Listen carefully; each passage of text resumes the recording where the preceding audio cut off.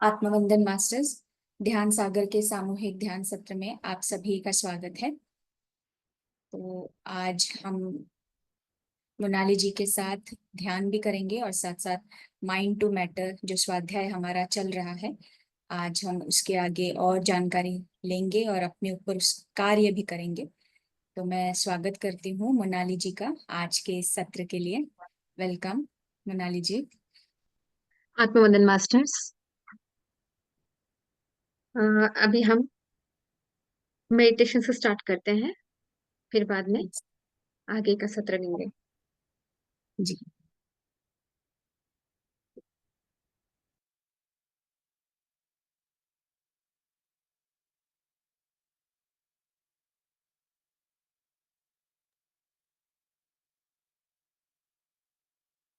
ध्यान के पोजीशन में आ जाइए।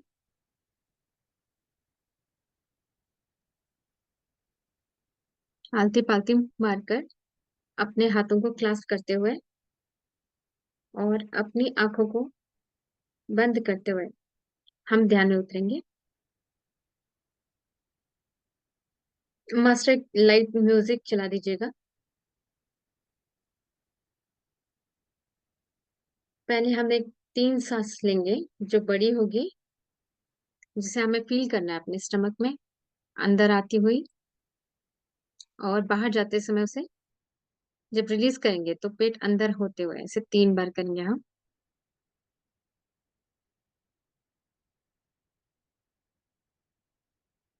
और एक बार मास्टर।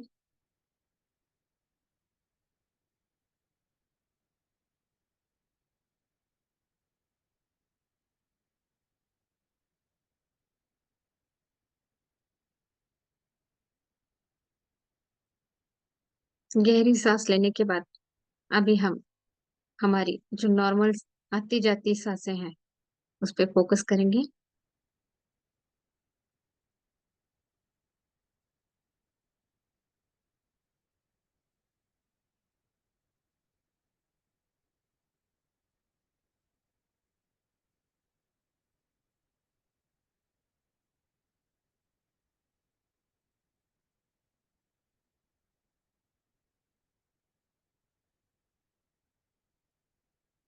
पूरी बॉडी को रिलैक्स करते हुए सांसों पर ध्यान देना है। जब अंदर सांस आती है उस समय हमें एनर्जी अंदर ले रहे हैं ऐसा फील करना है, और छोड़ते हुए सांस पर हमें ये फील करना है कि हमारी पूरी बॉडी रिलैक्स हो रही है।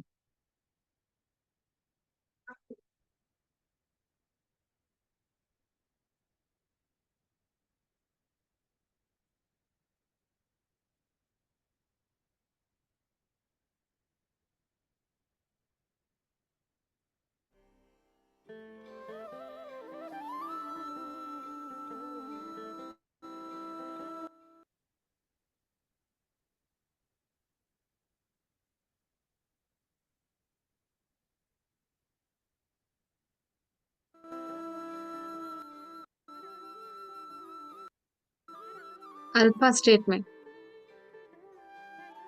जैसे हम शांत होते हैं, रिलैक्स होते हैं,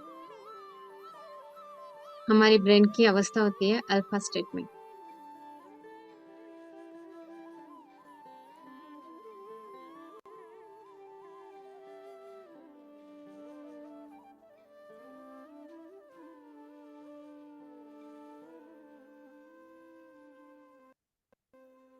बस सांसों के साथ बने रहे मास्टर।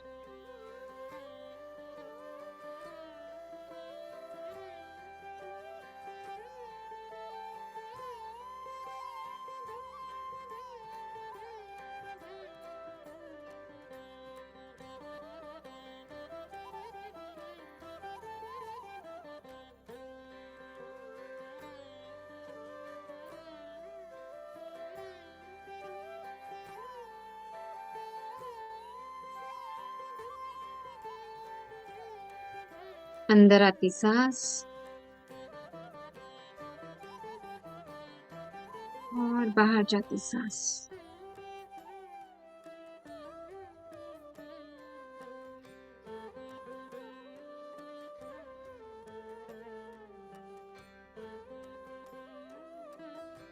ध्यान में उतरते जाए मास्टर।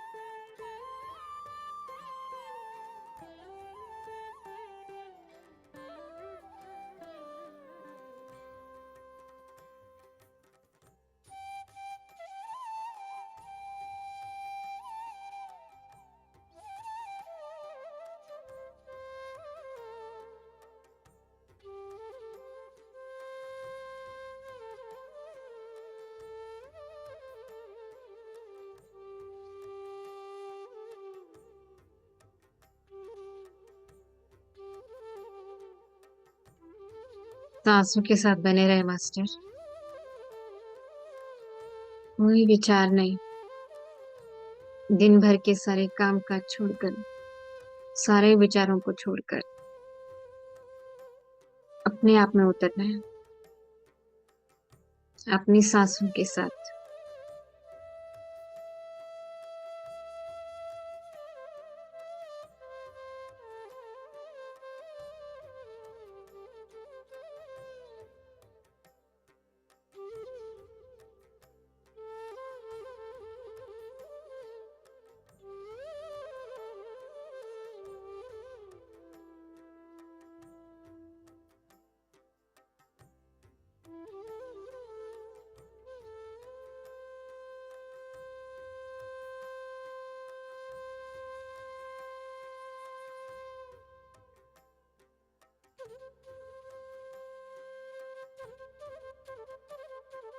सांसों के टेम्परेचर को फील करना है।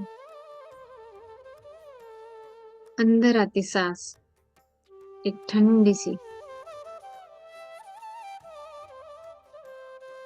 और बाहर जाती सांस हल्की सी गर्माहट के साथ। बस महसूस करना है मास्टर।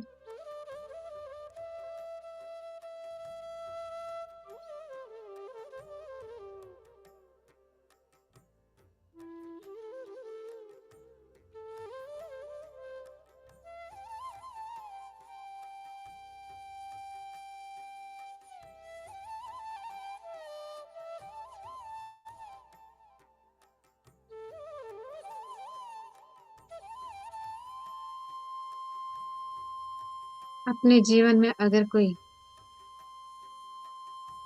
अपना बेस्ट फ्रेंड हो, या जो हर सेकंड हर पल अपने साथ हो, तो वो यही सांस है। बस यूं समझो, ये सांसें हैं तो हम हैं, और ये नहीं तो हम भी नहीं। ये समय इन सांसों के साथ एक होने का और अपने आप में भीतर उतरने का।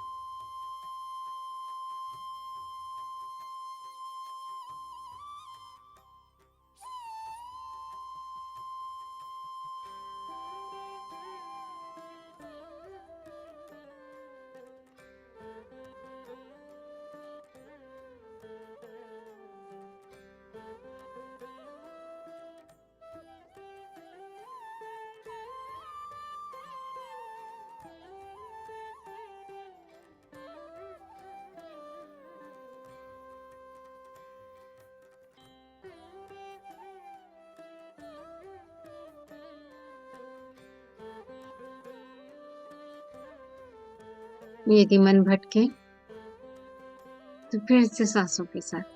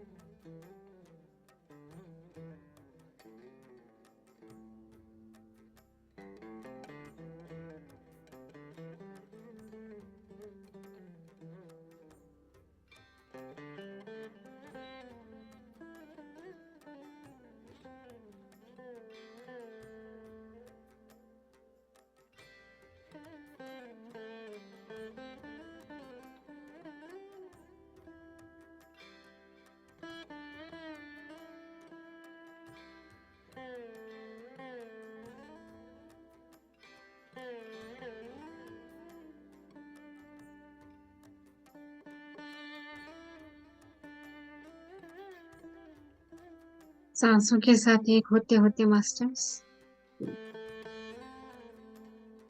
हम देखेंगे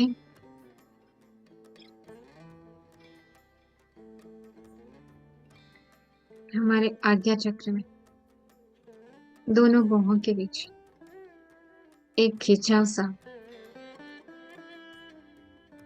महसूस होता है।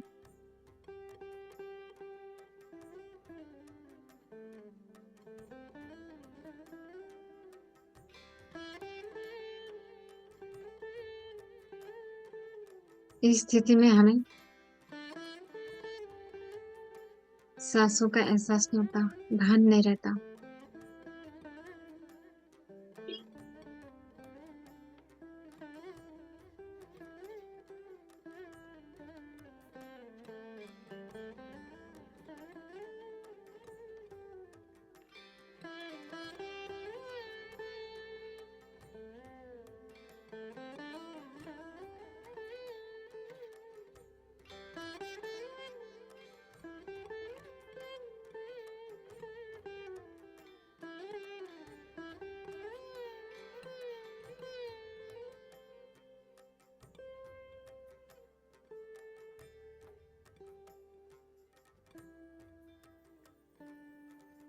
यदि इस अवस्था में आप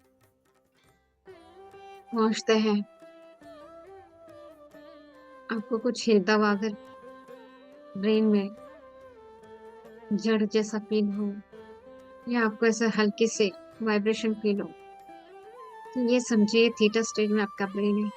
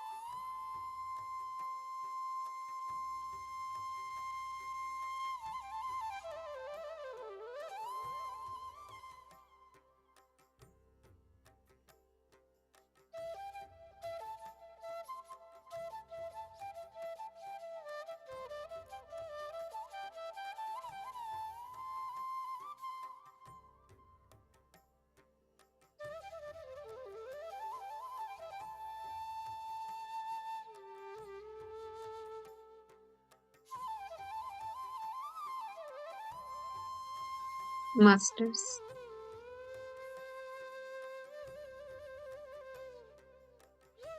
अब हम धीरे धीरे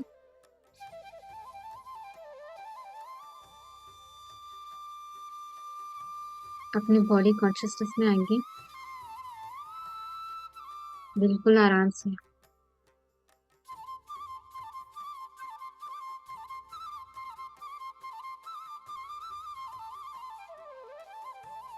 बिल्कुल धीरे धीरे अपने पैरों की उंगलियों को हिलाते हुए, हाथों की उंगलियों को हिलाते हुए,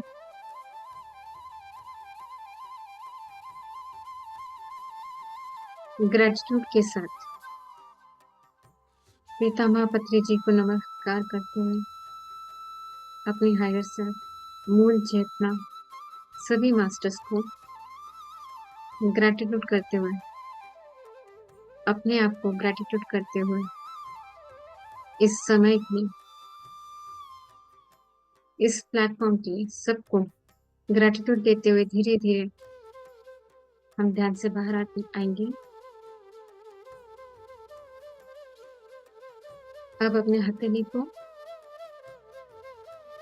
धीरे धीरे अपनी आंखों पर रखते हुए ध्यान से बाहर आएंगे।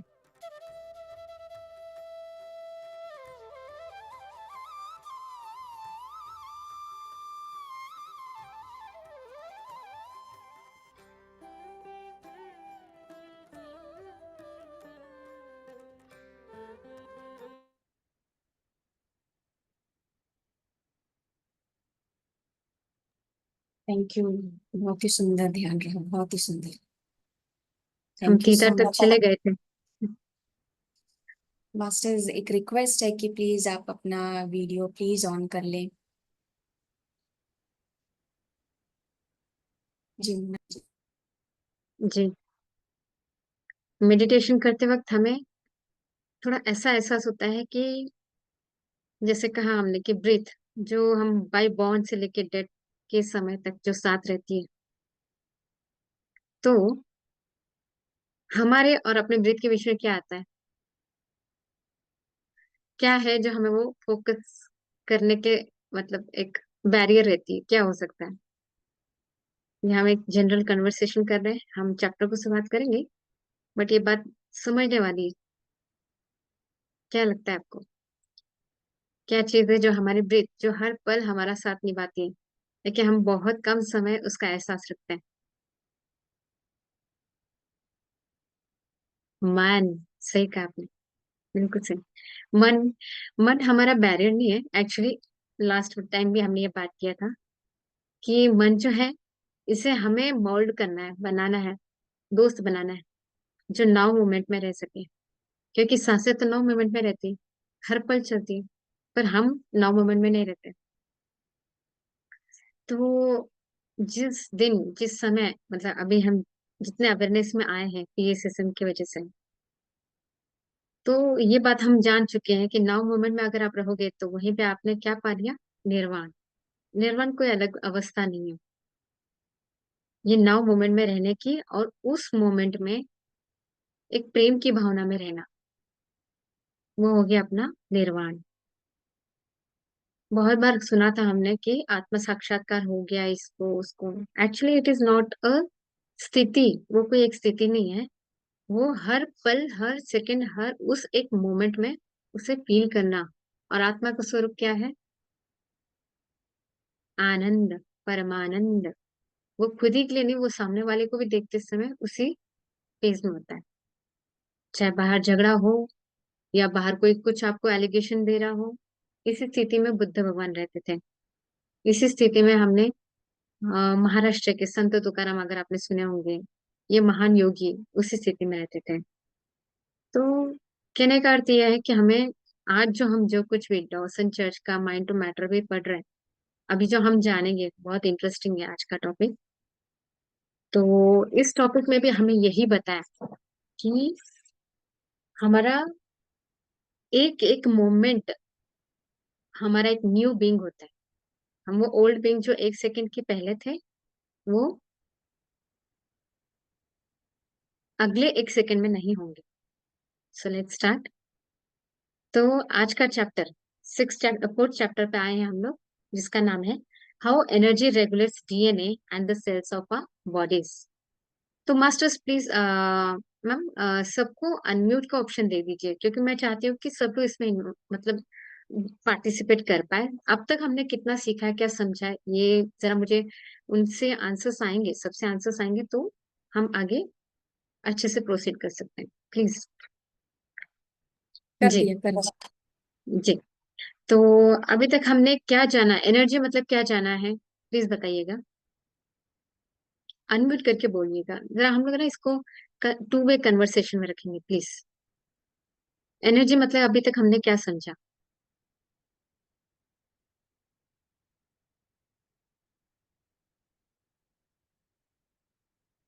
माइंड टू मैटर के जितने चैप्टर्स हुए उसमें हमने एनर्जी के बारे में बात की थी। आइए आंसर्स के साथ आइए, आपको कुछ भी हो it's okay, let it be, we are in learning stage. मैं भी पढ़ ही रही हूँ, मैं भी पढ़ती हूँ, इस करके आपको बताती हूँ। तो प्लीज बताइए एनर्जी का मतलब अभी तक हमने क्या समझा, माइंड टू मैटर के बुक के अकॉर्डिंग एनर्जी मतलब क्या है। जी मिश्रा सर, वर्षा मैम, अलका जी।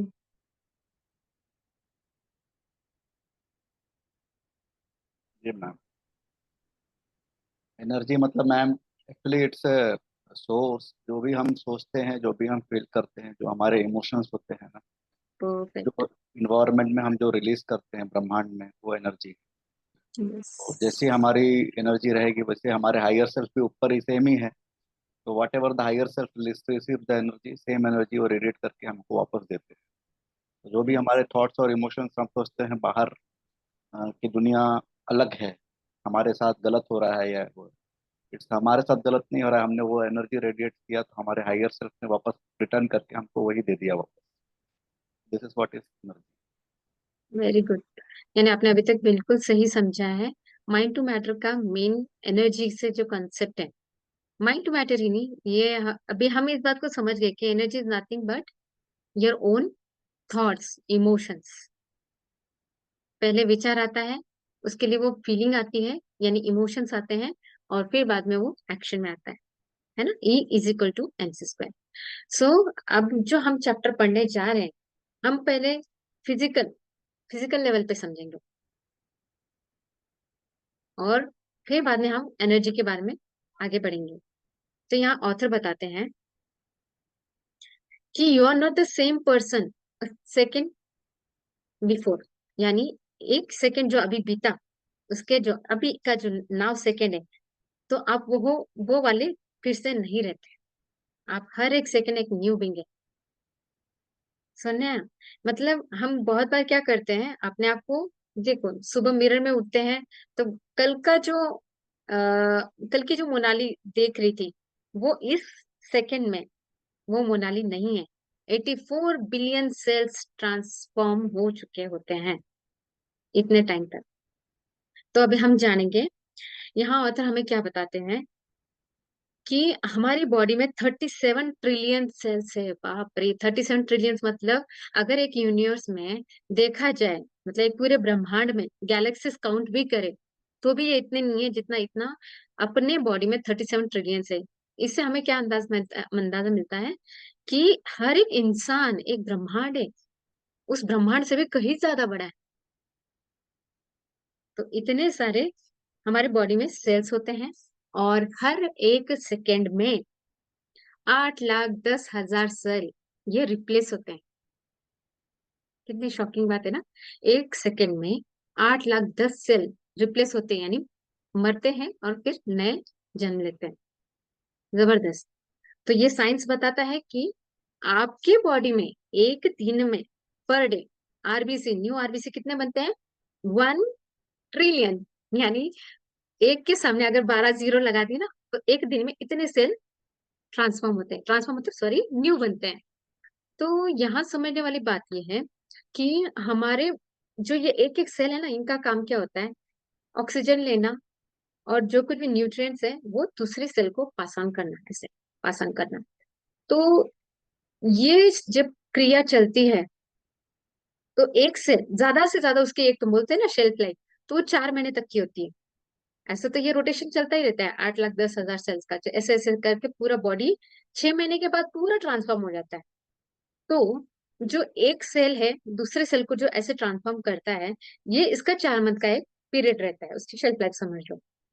तो जब लीवर क्या करता है, इस सेल में से उसका एक प्रॉपर टाइम, मतलब इस सेल में से जब उसका टाइम हो जाए तो उसमें से सारे वाइटल इंग्रेडिएंट ले करके उसको स्प्लीन की तरफ भेजता है। स्प्लीन वो ऑर्गन है जहाँ पे जो भी सेल्स मर जाते हैं, मतलब जिनका काम खत्म होता है, उसको स्प्लीन के पास पहुंचाता है, और स्प्लीन क्या करता है, नए सेल फिर उसके जगह ट्रांसफॉर्म करके भेजता है। सुना है?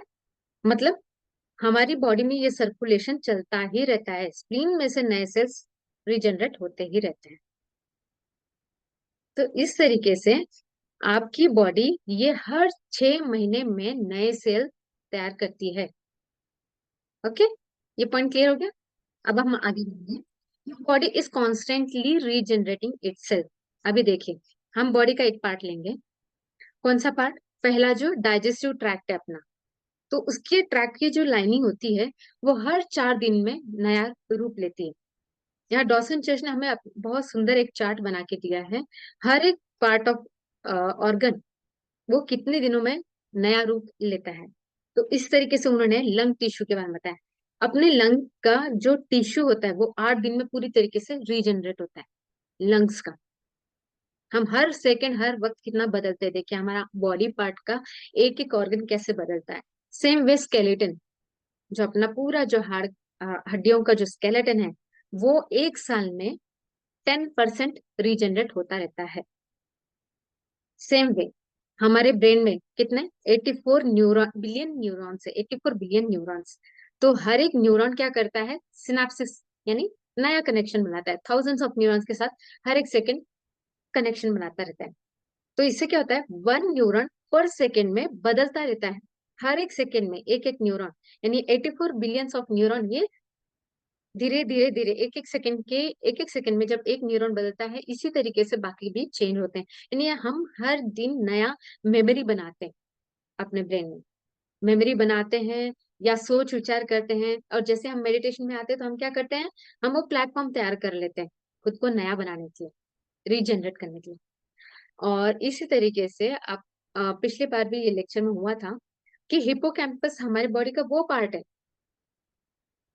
जो मेमोरी, याददाश्त के लिए रिस्पॉन्सिबल होता है, लर्निंग के लिए रिस्पॉन्सिबल होता है।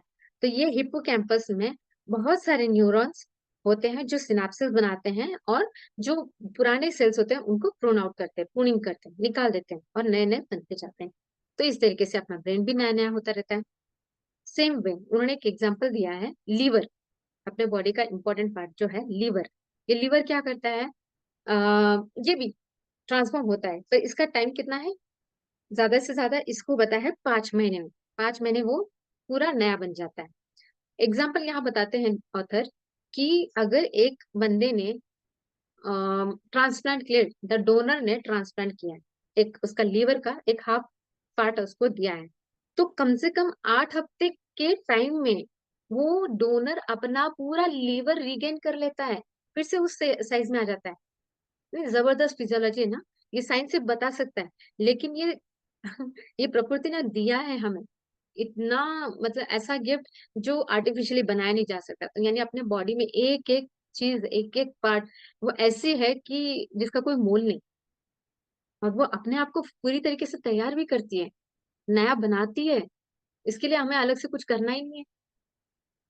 ये बात कितनी ताजुब की है, मैं यही सोचती हूँ कि हम लोग सिर्फ है ना बाहर की चीजों पे फोकस रहते हैं, लेकिन हमारा बॉडी अंदर से कितना काम कर रहा है,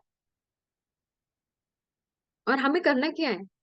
अभी तक हमने जो सुना, जो डॉसन चर्च के लेसन में हमने सीखा, क्या वो यही बताते आए, अपने हाथ में सिर्फ है इमोशंस, हमें हमेशा हैप्पी वाले इमोशंस में रहना है, क्योंकि ये क्या है, एनर्जी। हम आगे पढ़ेंगे इसके बारे में, पहले हम अपनी बॉडी के बारे में जान लेते हैं। तो ये बात जान लेनी है हमें कि हमारा बॉडी ऑटोमेटिकली वो सारे काम कर रहा है, हमें अलग से उसके लिए कुछ करना नहीं होता है। बाहर से सिर्फ हम खाना खाते हैं, पचाने का, उसका जो एक्सट्रैक्ट करके ग्लूकोज बनाना, फिर लीवर को भेजना, ये सारा काम अपने आप बॉडी कर रहा है। हम ये भी जान चुके हैं पिछले सेशन में कि जो अनकॉन्शियस माइंड है ये काम वो करता है। ठीक है, तो आगे बढ़ते हैं। यहाँ हार्ट के बारे में, हार्ट के बारे में क्या था, अब तक साइंटिस्ट लोगों को लग रहा था कि हार्ट रीजनरेट नहीं होता, लेकिन रिसर्च स्टडीज के हिसाब से पता चला है कि अपना हार्ट का हार्ट में स्टेम सेल्स होता है, और ये जो स्टेम सेल्स है, ये जो डेड सेल्स है उनको निकाल कर नए सेल्स रीजनरेट करता है। और इस तरीके से हार्ट अपना पूरी तरीके से रूपांतरित होता है, लेकिन लाइफ में 3 बार, ऐसा 3 बार होता है। तो हार्ट पूरा नया रीजनरेट होता है 3 बार लाइफ टाइम में। तो सेम वे अपनी जो स्किन है, तो स्किन को कितना, 1 महीने में एक नया स्किन, 1 महीने पहले जो आपकी बॉडी पे जो ये जो स्किन दिख रही थी वो पूरी रीजनरेट होकर के एक अलग नई स्किन आ गया, आपका पूरा फिजिकल स्ट्रक्चर चेंज हो गया 1 महीने के बाद का जो एपिडर्मिस है, यानी स्किन कह रहे हैं हम लोग। सेम वे कॉर्नियल सेल्स अपने आईज के हर 24 घंटे में बदलते हैं, नए होते हैं। क्या बात है, मतलब एक एक सोचो तो ऐसा लगता है कि जबरदस्त, हमें करना तो कुछ है ही नहीं अलग से, सब वो खुद ही किए जा रहा है। यानी सच में परमात्मा की क्या लीला है, क्या रचयिता है वो, कि उसने ऐसा बनाया कि हमें सब एकदम जबरदस्त गिफ्ट मिल गया। पर हमें ना बहुत बार क्या होता है, अपने बाहर की जो चीजें, जो ड्रामा है उसको रियल समझ के हम इस चीज के लिए कभी थैंकफुल होते ही नहीं है। सच में पीएसएसएम का बहुत बहुत थैंक्स कि हमें ये रियलाइज करा दिया कि हमारे पास कितना बड़ा ट्रेजर है। वो धन संपत्ति जो बाहर दिख रही है उससे कहीं ज्यादा ये, ऐसा कहते हैं, मैंने ऐसे एक लेक्चर में भी सुना था कि दुनिया के सारे साइंटिस्ट मिलके भी एक बॉडी का, मतलब इवन ब्रेन ब्रेन का, मतलब कोई भी ऑर्गन वो बना नहीं सकते आर्टिफिशियल, कोई भी नहीं। टाइलिन बनाने का चल रहा था, टाइलिन आपने सुना होगा, जो लाल बोलते हैं हम, ये टाइलिन कहीं नहीं बन सकता। और ये वही चीज है जो खाने को पाचक रस बनाती है और वो डाइजेस्ट करने के लिए हेल्पफुल होती है। कहीं नहीं, इम्पॉसिबल। पूरा ह्यूमन बॉडी ये कभी साइंस बना ही नहीं सकता। आप कुछ भी कर लो, कुछ भी बोल दो, तो देखो क्या बनाया उस भगवान ने, और हम वही भगवान है हमें यही जानना है। तो यहाँ पे आगे बढ़ते हैं हम लोग। तो इसी तरीके से, हाँ, ये बात बहुत ही इम्पोर्टेंट वाले पे आ गए हम लोग। तो अभी आपकी बारी आती है, आपकी तरफ में हैंड ओवर करती है। अब बताओ, हमने एक जान लिया कि हम पूरे नए बिंग हो जाते हैं हर 1 मिनट में, और एक क्या हो सकता है, और एक ऐसी नई चीज क्या है, आपको क्या एड ऑन करना है इसमें अभी इतना सुनने के बाद? आई थिंक यू कैन, मतलब आप लोग पकड़ पाओगे इस पॉइंट को, क्या लगता है? चलो मैं बता देती हूँ। ये मुझे, देखो, पहली स्टेप हमने क्या सुनी कि हर वक्त हम लोग रीजेनरेट हो रहे हैं। और दूसरी चीज हमने ये सुनी कि जो मोनाली 1 सेकंड पहले थी, जो मिश्रा जी 1 सेकंड पहले थे, वो इस 9 सेकंड में वो नहीं रहे, यानी हर 1 सेकंड में हम बदल रहे हैं। तो इस बात का सबसे बड़ा एडवांटेज क्या है कि अगर इस सेकंड में मुझे अगर कहीं यहाँ हर्ट हुआ है, तो अगले सेकंड में वो हर्ट वैसा ही नहीं रहेगा, उसके ऊपर काम चल रहा है, वो हील हो रहा है, हीलिंग। सेम वे वो हीलिंग फिजिकल से लेकर के मेंटली भी होता है। यानी हम लोग इस तरीके से बदलते ही रहते, कोई चीज कांस्टेंट नहीं है। जो गीता का सार था ना, परिवर्तन ही संसार का नियम है, वो सिर्फ संसार ही नहीं है, अपने साथ भी है। हर चीज में वो अप्लाई करती है। Everything is changing, you have to be in that now moment. Important क्या है, चेंज होने वाला है, कोई परिस्थिति स्टैटिक तो है नहीं, कोई भी सिचुएशन वैसे की वैसे रहने वाली है नहीं। तो हमें करना क्या है, सिर्फ उस सिचुएशन में, उस नाउ मोमेंट में जीते आना चाहिए। तो कितना बड़ा मूल मंत्र मिल गया हमें कि नाउ मोमेंट में रहने का, जो बॉडी हमारी कर ही रही है ऑटोमेटिकली, जिसका हमें अभी तक ज्ञान नहीं था, स्वाध्याय के वजह से हम ये जान पा रहे हैं। और उसी तरीके से हमें मेंटली भी अपने आप को भी बना लेना है कि उस नाउ मोमेंट में रहना है।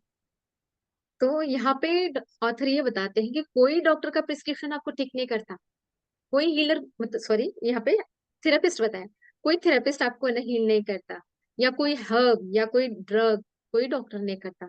आपकी बॉडी ही सबसे बड़ी हीलिंग एनर्जी है, आपकी बॉडी खुद आपको हील करती है। जी। तो ये आपकी बॉडी अभी देखो धीरे धीरे वो सब ठीक कर रही है, जहाँ पे चोट लगी है, यूं समझो, या जहाँ कुछ भी हुआ हो, आप मेंटली भी देख लो, कभी कभी है ना, हम मतलब मेडिटेशन में जब हम जाते हैं तो देखो हम वो भूल जाते हैं उस टाइम के लिए, या हम जब सो जाते हैं। मतलब मेडिटेशन की स्टेज और सोने की स्टेज में इतना ही डिफरेंस है कि यहाँ पे अवेयर है, यहाँ पे अवेयर नहीं है। तो ये बॉडी अपने आप हील होने का काम करती है, हमें अलग से कुछ नहीं करना होता है। तो हम ये समझ गए अब अच्छे तरीके से कि हमारी बॉडी सक्षम है सब करने के लिए। बस अभी यहाँ पे क्या चीज डालनी है? एनर्जी। एनर्जी यानी अपने थॉट लेवल की। अगर हमें ये अंडरस्टैंडिंग आ गई कि हमारे थॉट से हम सब हील कर सकते हैं, जो हमने जो डिस्पेंजा के बारे में स्टोरी सुनी थी, उनके रियल लाइफ में जो कुछ घटना घटी थी, उससे प्रेरित होकर के कितने लोगों ने ट्रांसफॉर्म किया अपनी लाइफ को, क्या किया, ये हम आगे पढ़ेंगे, कैसे की ये भी देखेंगे हम। और ये हम खुद के ऊपर भी करेंगे। अब क्या हो गया है पता है, हम मतलब मैं जनरल बता रही हूँ कि हमारे पास है ना नॉलेज बहुत हो गया, लेकिन हम उसे अपनी लाइफ में उसको इंकलकेट कैसे करें, उसके ऊपर काम कैसे करें, ये समझ लेना है हमें। हमें ना अभी थोड़ा सा प्रैक्टिकल सेशन की तरफ जाएंगे, ठीक है? तो नेक्स्ट टॉपिक यहाँ ऑथर बताते हैं, your body uses the material you make available to eat. Very important, very very important. कि अभी हमने बॉडी के बारे में जान लिया कि वो हर एक सेकंड में सेल रिजनरेट हो रहा है, ठीक है। लेकिन जैसे अब मैं बोल रही हूँ तो मुझे एनर्जी लग रही है, एनर्जी कहाँ से मिलेगी? जो मैं खाऊंगी। सेम वे हमारे सेल को भी एनर्जी लगती है, और वो कहाँ से मिलती है? जो अन्न हम देते हैं उसे, है ना, जो हम खाते हैं। वो फूड कौन से क्वालिटी का है, वो बहुत मैटर करता है। यहाँ एग्जाम्पल उन्होंने ऐसा दिया है कि समझो आपका बॉडी एक कार की फैक्ट्री है, और आपको अभी कार बनानी है। तो इस कार को बनाने के लिए जिस मटेरियल का आप स्टील यूज करेंगे, रबर यूज करेंगे, ग्लासेस यूज करेंगे, उसी टाइप की आपको कार बन के मिलेगी। यही अगर आपने एकदम लोअर क्वालिटी का स्टील यूज किया, है ना, लोअर क्वालिटी का मेटल्स या जो भी रबर्स, उसके मिरर्स वगैरह जो कुछ भी यूज किया, वो कार वैसे निकलेगी। Example, garbage in is what garbage out. जो आप लोगे वही बाहर निकलेगा। यानी जैसा अन्न खाओगे वैसा ही आपका तो मन बनेगा ही, बॉडी भी वैसी ही बनने वाली है। तो यहाँ ऑथर बताते हैं कि खाने के मामले में हमें बहुत कॉशियस रहना है, जंक फूड नहीं लेना। क्योंकि हम अच्छे से जानते हैं कि जंक फूड सिर्फ और सिर्फ टेस्ट एनहांसर है, जिसमें एमएसजी होता है, मोनो सोडियम ग्लूकामेट। ये तो अभी इतना नॉर्मल हो गया है, एजिनोमेटो बोलती है हम लोग उसको। तो ये इतना लोग टेस्ट बर्ड के लिए, सिर्फ और सिर्फ ये टेस्ट बर्ड के लिए हम कुछ भी अपने बॉडी के साथ खिलवाड़ कर रहे हैं। बट पीएसएसए में आने के बाद हम ये शाकाहारी के बारे में, शाकाहारी जगत के बारे में जान गए हैं, हेल्दी फूड्स के बारे में जान गए हैं, लहसुन यूज नहीं करते हैं, हर चीज का इम्पोर्टेंस हमें ये अवेयर हो गया है। तो यहाँ पे ऑथर कहते हैं हेल्दी फूड्स यानी कि सब्जियां, फल, ताजा खाना, ये सारी चीजों को इम्पोर्टेंस देना है रादर जंक फूड के लिए। तो इससे क्या होगा, जो भी सेल्स आपके जो बन रहे हैं ना, बिल्डिंग ब्लॉक्स, जो प्रोटीन आप ले रहे हो, तो वैसे ही वो बिल्डिंग ब्लॉक्स बनने लग जाएंगे। तो सबसे इम्पोर्टेंट उन्होंने कहा है खाना बहुत इंपॉर्टेंट है। और फिर cell regenerate in a field, very important. देखिए पहले हमने अपनी पूरी बॉडी को समझा, बाद में हमने समझा कि हमारी बॉडी को कैसा अन्न चाहिए। अभी ये इंपॉर्टेंट है, cell regenerate in a field. हम धीरे धीरे उसी टॉपिक के पास आ रहे हैं जो हमारा टॉपिक का हेड था, एनर्जी। तो इन अ फील्ड यानी यहाँ पे ऑथर क्या बताना चाहते हैं, यहाँ पे एग्जाम्पल दिया उन्होंने कि समझो मैं कप, एक चाय का कप बना रहा हूँ, ठीक है। मैंने उस क्या किया, क्या बोलते हैं वो, नहीं क्या पॉप करते हैं टी बैग्स को, हमारे भारत में ऐसा नहीं होता है। तो फॉरेन में क्या करते हैं, वो बैग्स लेकर के पॉप अप करते हैं, और ऑथर बताते हैं कि मैंने समझो उसको माइक्रोवेव में रख दिया। तो यहाँ क्या हो रहा है, जो चाय जो बनाई थी उसका जो टेम्परेचर था 74 डिग्री फ़ारेनहाइट का, yes I am right, yes 70 degree Fahrenheit का। तो वो रूम टेम्परेचर से वो बॉइलिंग पॉइंट पे आ गया, यानी आपने देखा कि वो पूरा एनर्जी फील्ड से गर्म हो चुका है, मतलब एक रूम टेम्परेचर से बॉइलिंग में आ गया। तो उसका स्ट्रक्चर चेंज हो जाता है, क्योंकि it is in the field of what, heat, heat कह लो या माइक्रोवेव रेडिएशन की वजह से वो गर्म हो गया। तो यहाँ ऑथर ये कहना चाहते हैं कि जो फील्ड है उसका बहुत इम्पैक्ट पड़ता है। जो अभी चाय आपने बना रहे थे वो ठंडी थी, वो गर्म हो गई। सेम में वो क्या बताते हैं कि जैसे आपको याद होगा वर्ल्ड वॉर हुआ था, तो उस समय जो रेडिएशन छोड़े गए थे, आपको पता होगा, है ना, वो रेडिएशन का जापानीज के जो बच्चे थे, आने वाली जो पीढ़ी थी, उन पे इतना इम्पैक्ट हुआ कि उन लोग अपंग हो गए, यानी वो म्यूटेशन हो गया। तो रेडिएशन का असर पड़ता है। ये सारी चीजें दिखती नहीं है, सेम में अपने थॉट्स दिखते नहीं है, लेकिन ये उतनी ही पावरफुल है। तो यहाँ ऑथर ये बताते हैं कि आपकी जो फील्ड है, एनर्जी फील्ड है, आप जिस एनर्जी फील्ड में सराउंडेड हो, उसका इम्पैक्ट आपके उस एक एक सेल पे पड़ता है, क्योंकि आपके सारे जो सेल्स हैं उसमें नहा रहे हैं, वो सारे सेल्स उस फील्ड में नहा रहे हैं। अब यहाँ पे आगे अपना पॉइंट, इमोशंस। अगर हमने इसी फील्ड में क्या समझा कि अगर हमने यहाँ पे थॉट रखा लव का, ना, लव का रखा, कंपैशन का रखा, एक ग्रेटिट्यूड वाली फीलिंग का रखा, एकदम मतलब अप्रिसिएशन का, मतलब सारी अच्छी अच्छी क्वालिटीज में अगर हमने अपने थॉट को रखा, होता क्या है, यहाँ पे थॉट होने के बाद पूरी बॉडी आपकी उसी में वाइब्रेट हो रही है ना। हम मेडिटेशन में भी क्या करते हैं, म्यूजिक लगाते हैं। क्यों? क्योंकि हम जल्दी से उस शिफ्ट में आ जाते हैं। एक्चुअली में म्यूजिक का वहां पे कोई काम नहीं, क्योंकि आपको होना तो अपनी सांसों के साथ ही। ठीक है, तो ये भी पॉइंट यहाँ डिस्कस किया है आगे के पॉइंट में, मतलब जिसको उन्होंने म्यूजिक फ्रीक्वेंसी बताई है, हम बोलेंगे इस बारे में। तो ऑथर ये कहता है कि हम जिस विचारों के साथ होते हैं, वो एक एनर्जी फील्ड तैयार हो जाती है, और वो एनर्जी फील्ड में आपके सारे सेल्स नहा जाते हैं, नहा लेते हैं, और फिर उस सब चीजों का आपके एक एक बॉडी पार्ट पे, एक एक सेल पे असर पड़ता है। तो यहाँ एग्जांपल दिया उन्होंने, ग्लेंडा पेनी। ग्लेंडा पेनी ये एक मार्केटिंग बिजनेस था उनका, जिसमें वो ग्रीन हाउस की प्रोडक्ट्स बनाती थी। तो उन्होंने फ्रांस में उसे बढ़ाने की सोची कि यहाँ पे मैं अपना बिजनेस बनाऊंगी। हुआ क्या, उन्होंने एक दिन ऐसा नोटिस किया कि काम करते करते उनके पैरों में थाइस बहुत दुखने लग गए। वो जैसी सीढ़ियां चढ़ती थी, तो ऐसा हो जाता था कि बस अब नहीं चढ़ा जाता। कोई भी चढ़ान आती तो वो उसी समय मतलब एकदम टायर्ड, थक जाते थे, उनकी सांसें बढ़ जाती थी। ऐसा होते होते होते एक टाइम ऐसा आया कि ऑफिस में ही वो खड़े खड़े गिर गई, और जो गिरी तो उन्होंने ऐसा बताया कि मैं अंधेरे में चले गई, जैसे मतलब उन्हें कोई सुध नहीं। और जैसे डॉक्टर के पास गए तो पता चला कि उनको माइटोकॉन्ड्रियल इंक्लूजन बॉडी माइटोसिस ये हो गया है। मतलब जो उनका जो माइटोकॉन्ड्रिया था ना, वो कहीं तो हैम्पर हो गया है, जिसकी वजह से उनका पूरा बॉडी, मतलब जो पैरों से था, जो चलना होता था, वो पूरा बंद हो गया। उन्होंने देखा कि मैं अपने बेडरूम को छोड़ करके और कहीं जा ही नहीं सकती। इस तरीके से वो पूरी हताश हो गई, और डॉक्टरों ने तो ये भी कह दिया कि इसका कोई इलाज नहीं। उन्होंने होप छोड़ दी कि अब कुछ नहीं हो सकता। बट उनकी सिस्टर थी, एक समय उनकी सिस्टर ने, जैसे उनको पता चला, स्प्रिंग सीजन बताया उन्होंने, उस टाइम पे उन्होंने फोन करके बताया कि डॉसन चर्च ये ईएफटी टेक्निक से मेडिटेशन सिखाते हैं, क्यों ना हम इस बारे में सोचें। तो उन्होंने देखा, चैनल जैसे ओपन किया और देखा कि डॉसन चर्च के साथ उनका इंटरव्यू चल रहा था। तो डॉसन चर्च, सॉरी, जो डिस्पेंजा, तो जो डिस्पेंजा बताते हैं अपने बारे में कि उनकी वो साइकिलिस्ट थे, और बहुत साइकिलिस्ट मतलब साइकिल चला रहे थे, और बहुत बड़ी ट्रक से उनका एक्सीडेंट हो गया।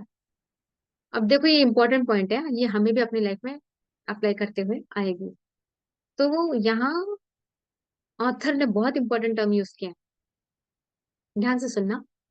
जो डिस्पेंजा ने क्या किया, जैसे ही उनके जो फ्रैक्चर्स हुए, वो हिल भी नहीं सकते थे एकदम कंप्लीट बेड पे, तो उन्होंने क्या किया, अपने इस ब्रेन का यूज किया। कैसे किया, उन्होंने देखा जो एक एक उनका जो नर्व है, एक एक जो सेल है, उन्होंने उनसे बात की।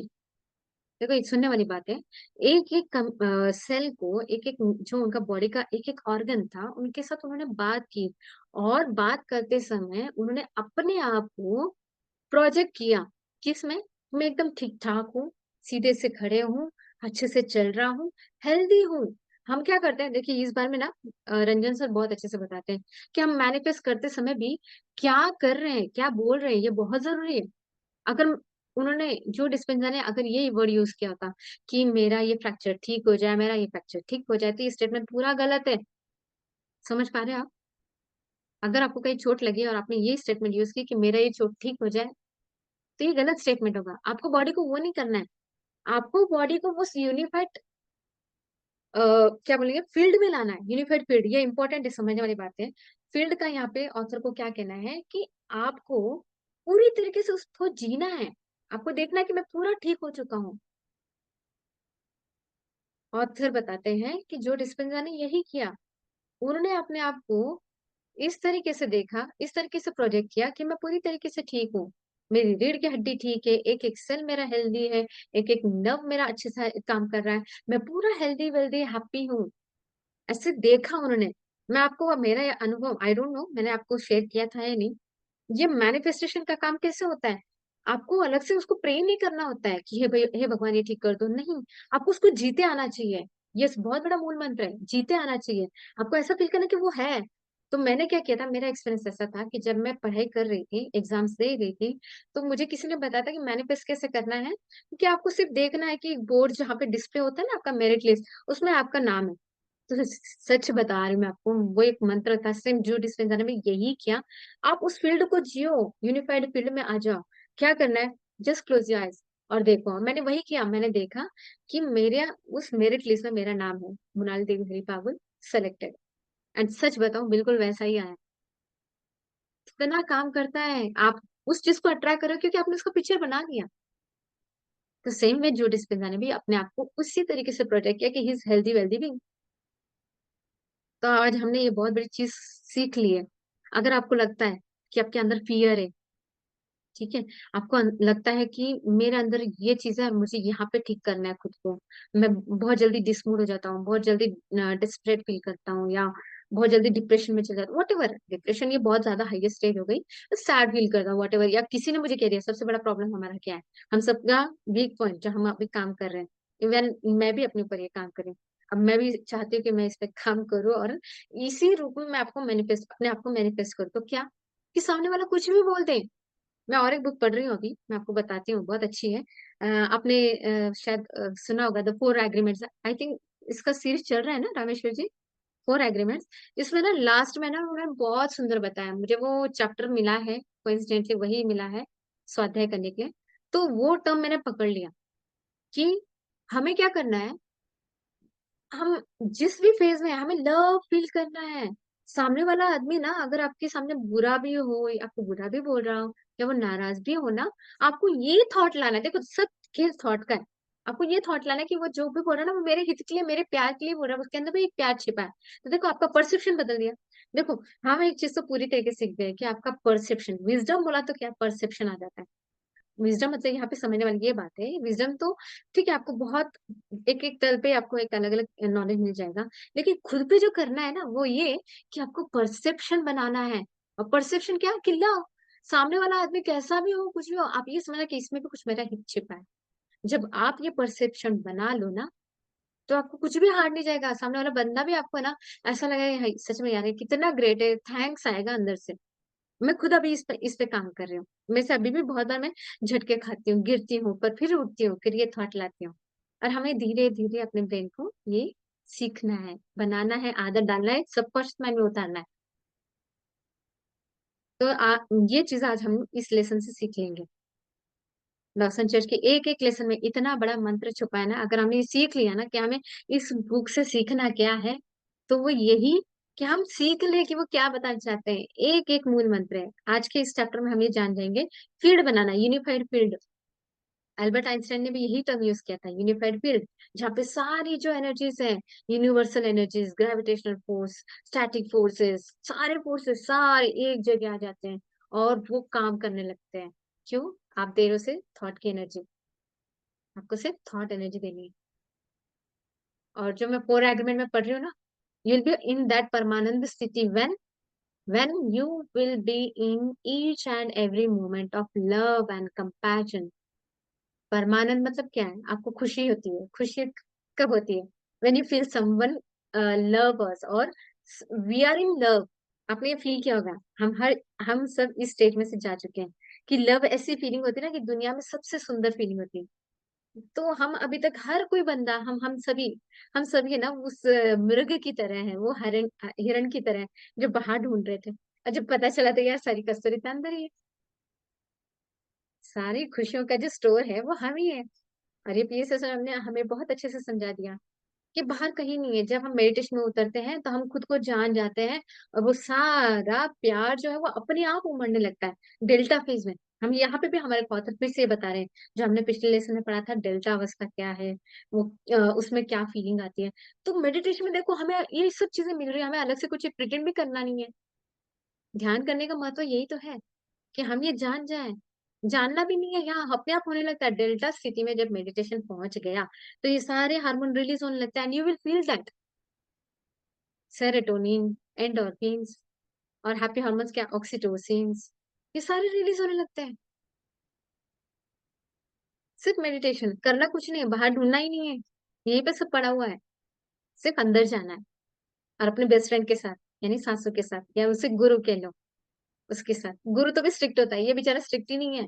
आप कुछ भी करो, रो धो कुछ भी कर लो, ये आपका साथ कभी नहीं छोड़ता, कभी नहीं छोड़ता। आप दुख में रहो, सुख में रहो, आप भूल जाओ, सो जाओ, ये आपका साथ कभी नहीं छोड़ता। तो इससे ज्यादा बेस्ट फ्रेंड मुझे नहीं लगता कोई और होगा, जो भगवान ने सबको दिया है। आप सबके पास, हम सबके पास, हर प्राणी के पास ये सांस है। मैं तो इसे बेस्ट फ्रेंड ही कहूंगी। तो चलिए आगे बढ़ते हैं। तो इस तरीके से ग्लेंडा पेन क्या बताती है कि उन्होंने यही चीज की खुद के साथ, जब उन्होंने डॉसन चर्च के साथ विद इन 4 डेज उन्होंने कंटिन्यूअसली खुद पे काम किया, और विद इन 4 डेज वो डांस करने लगी। मुझे एक बात बहुत अच्छी लगती है फॉरेनर्स लोगों की, ये लोग है ना कुछ चीज अगर पकड़ लेना तो पकड़ के उसको मतलब कर ही डालते हैं।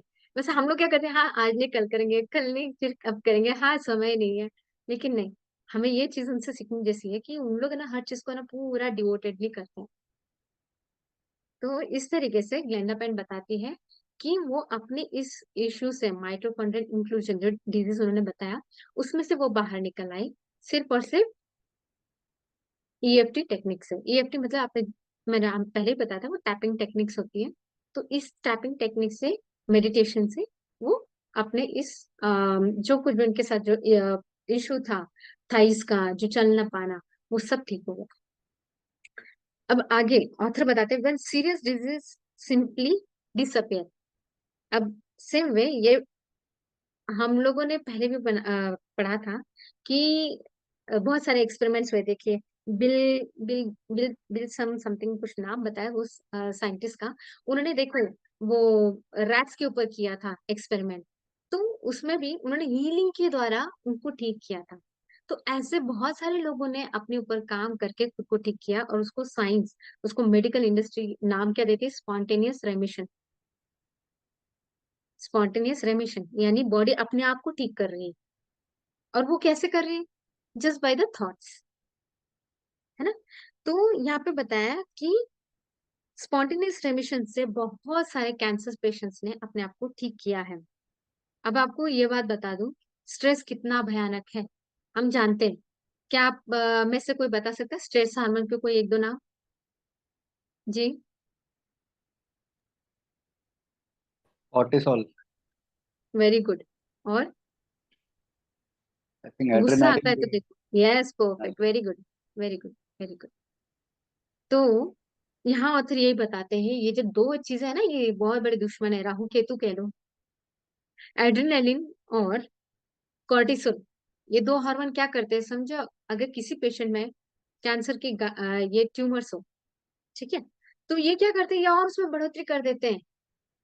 वो एड्रेनालिन उसको इतना और सीरियस कर देता है, कॉर्टिसोल उसको और इतना रिजिड बना देता है कि वो स्टॉप कर देता है जो चीज ठीक हो। मतलब स्ट्रेस हार्मोन, मेरे को कहना है, यहाँ ऑथर ये बताना चाहते हैं कि जो स्ट्रेस हार्मोन है ना, अगर एक आधा पेशेंट है, अगर उसको पता चल गया कि आपको कैंसर है, तो क्या हो गया, वो मतलब उसी समय तो स्ट्रेस में आ गया, तो स्ट्रेस हार्मोन उस चीज को और ज्यादा बढ़ा रहा है। एड्रेनालिन, कॉर्टिसोल, ये क्या करते हैं, जो सफर का जो पॉइंट था, वो स्ट्रेस में आते ही ये हार्मोन जैसे ही रिलीज होते हैं, वो सिचुएशन को और खराब कर देता है।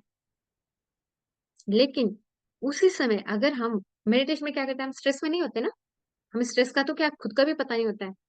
तो जैसे हम वो जीरो स्टेट में आते हैं, तो धीरे धीरे धीरे धीरे धीरे क्या होता है, हमारे ये सेल्स रीजनरेट होने लगते हैं। तब ये रीजनरेशन का काम होने लगता है। बॉडी सोती क्यों है, हम रोज रात को सोते क्यों हैं? ये क्या बताएं यार, सच में मैं परमात्मा का इतना शुक्रगुजार। अब समझ में आ रहा है कि हर चीज का साइकिल ऐसा क्यों है। हम सोते क्यों हैं, खाते भी है तो वो अन्न पचन कैसे होता है, पचन भी होता है तो उसका आउटलेट या जो कुछ भी है, ये सारी मैकेनिज्म अभी समझ में आने लगी है। ये किताबें तो सच में और भी मजेदार है। तो हम सोते हैं तब डेल्टा फेज में एक सिचुएशन में जाते हैं, तो ये बॉडी अपने आप को हील करती है, नया जनरेशन रीजनरेशन होता है सेल का, नए नए सेल्स बनते हैं, उस जगह को हील करते हैं। तो मेडिटेशन में भी हम यही करते हैं ना। मेडिटेशन में हम जागरूक अवस्था में होते हैं। सोने का और जागरूक अवस्था का यही फर्क है। जागरूकता में उसकी एनर्जी बहुत ज्यादा हाई रहती है, और बहुत सारा कुछ है, ये हम सब जानते हैं। तो यहाँ ऑथर क्या बताते हैं कि आनंदमय वो एक ब्लिस हार्मोन है ना, हम जानते हैं, जो कैंसर सेल को पूरी तरीके से खत्म कर देता है। इसलिए मेडिटेशन से स्पॉन्टेनियस रेमिशन, जो अभी हमने ये टर्म बताया मेडिकल इंडस्ट्री का, ये मेडिटेशन से ही पॉसिबल है, क्योंकि हम आनंदमय ब्लिस मॉलिक्यूल को रिलीज करते हैं। ठीक है। तो यहाँ पे द श्रिंकिंग ट्यूमर्स का उन्होंने और एक एग्जाम्पल बताया है। तो ये बताते हैं कि एक लॉरी, बिल की स्टूडेंट थी लॉरी, जिसके जिसको ब्रेस्ट कैंसर था। तो उसने जो है ना लिम्फ नोड्स यहाँ पे बगल में, जैसे अपने आर्मपिट्स होते हैं, वहां पे लिम्फ नोड्स उसके बढ़ गए थे। मतलब वो इतना बढ़ गया था उसका कैंसर कि पूरे बॉडी में धीरे धीरे धीरे धीरे फैल रहा था। पर जब उसे डॉसन चर्च के बारे में पता चला, ईएफटी टेक्निक मेडिटेशन के बारे में पता चला, उन्होंने उनको कंसल्ट किया और फिर बताया कि मुझे ऐसा ऐसा है। तो डॉसन चर्च ने क्या किया, उनके ऊपर ट्रेमेंडसली काम किया, रोज काम किया, 2 महीने तक, हफ्ते में 6 बार, बहुत घंटे तक, 2 महीने। मतलब क्योंकि उनका पूरा बॉडी में कैंसर पूरा फैल गया था ना। और ये सब हम जान चुके हैं कि उस समय वो स्ट्रेस में आए होंगे, उनको पता नहीं था।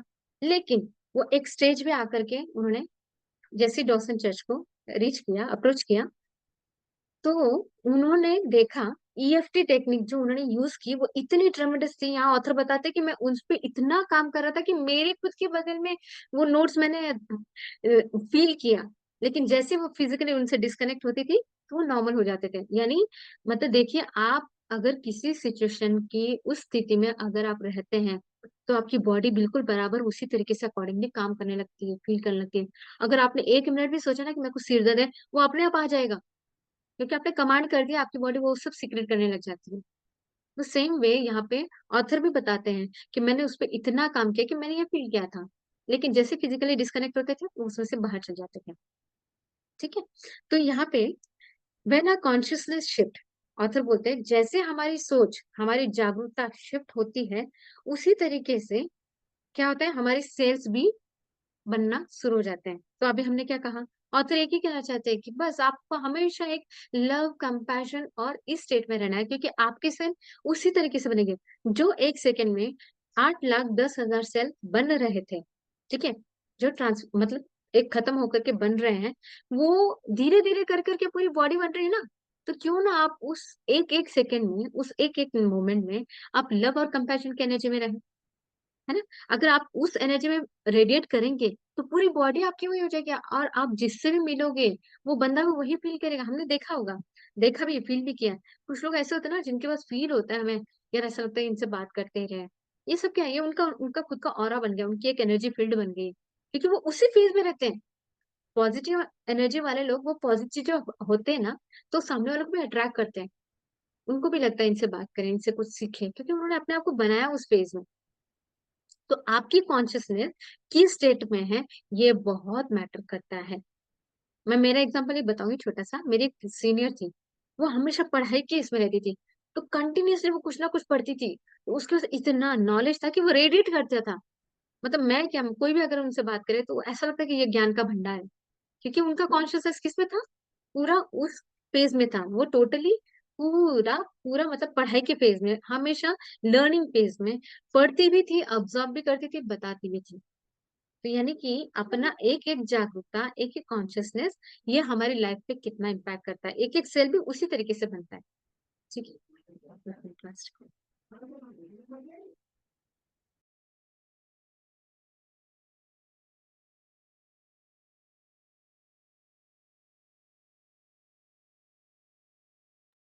तो आगे हम बढ़ेंगे।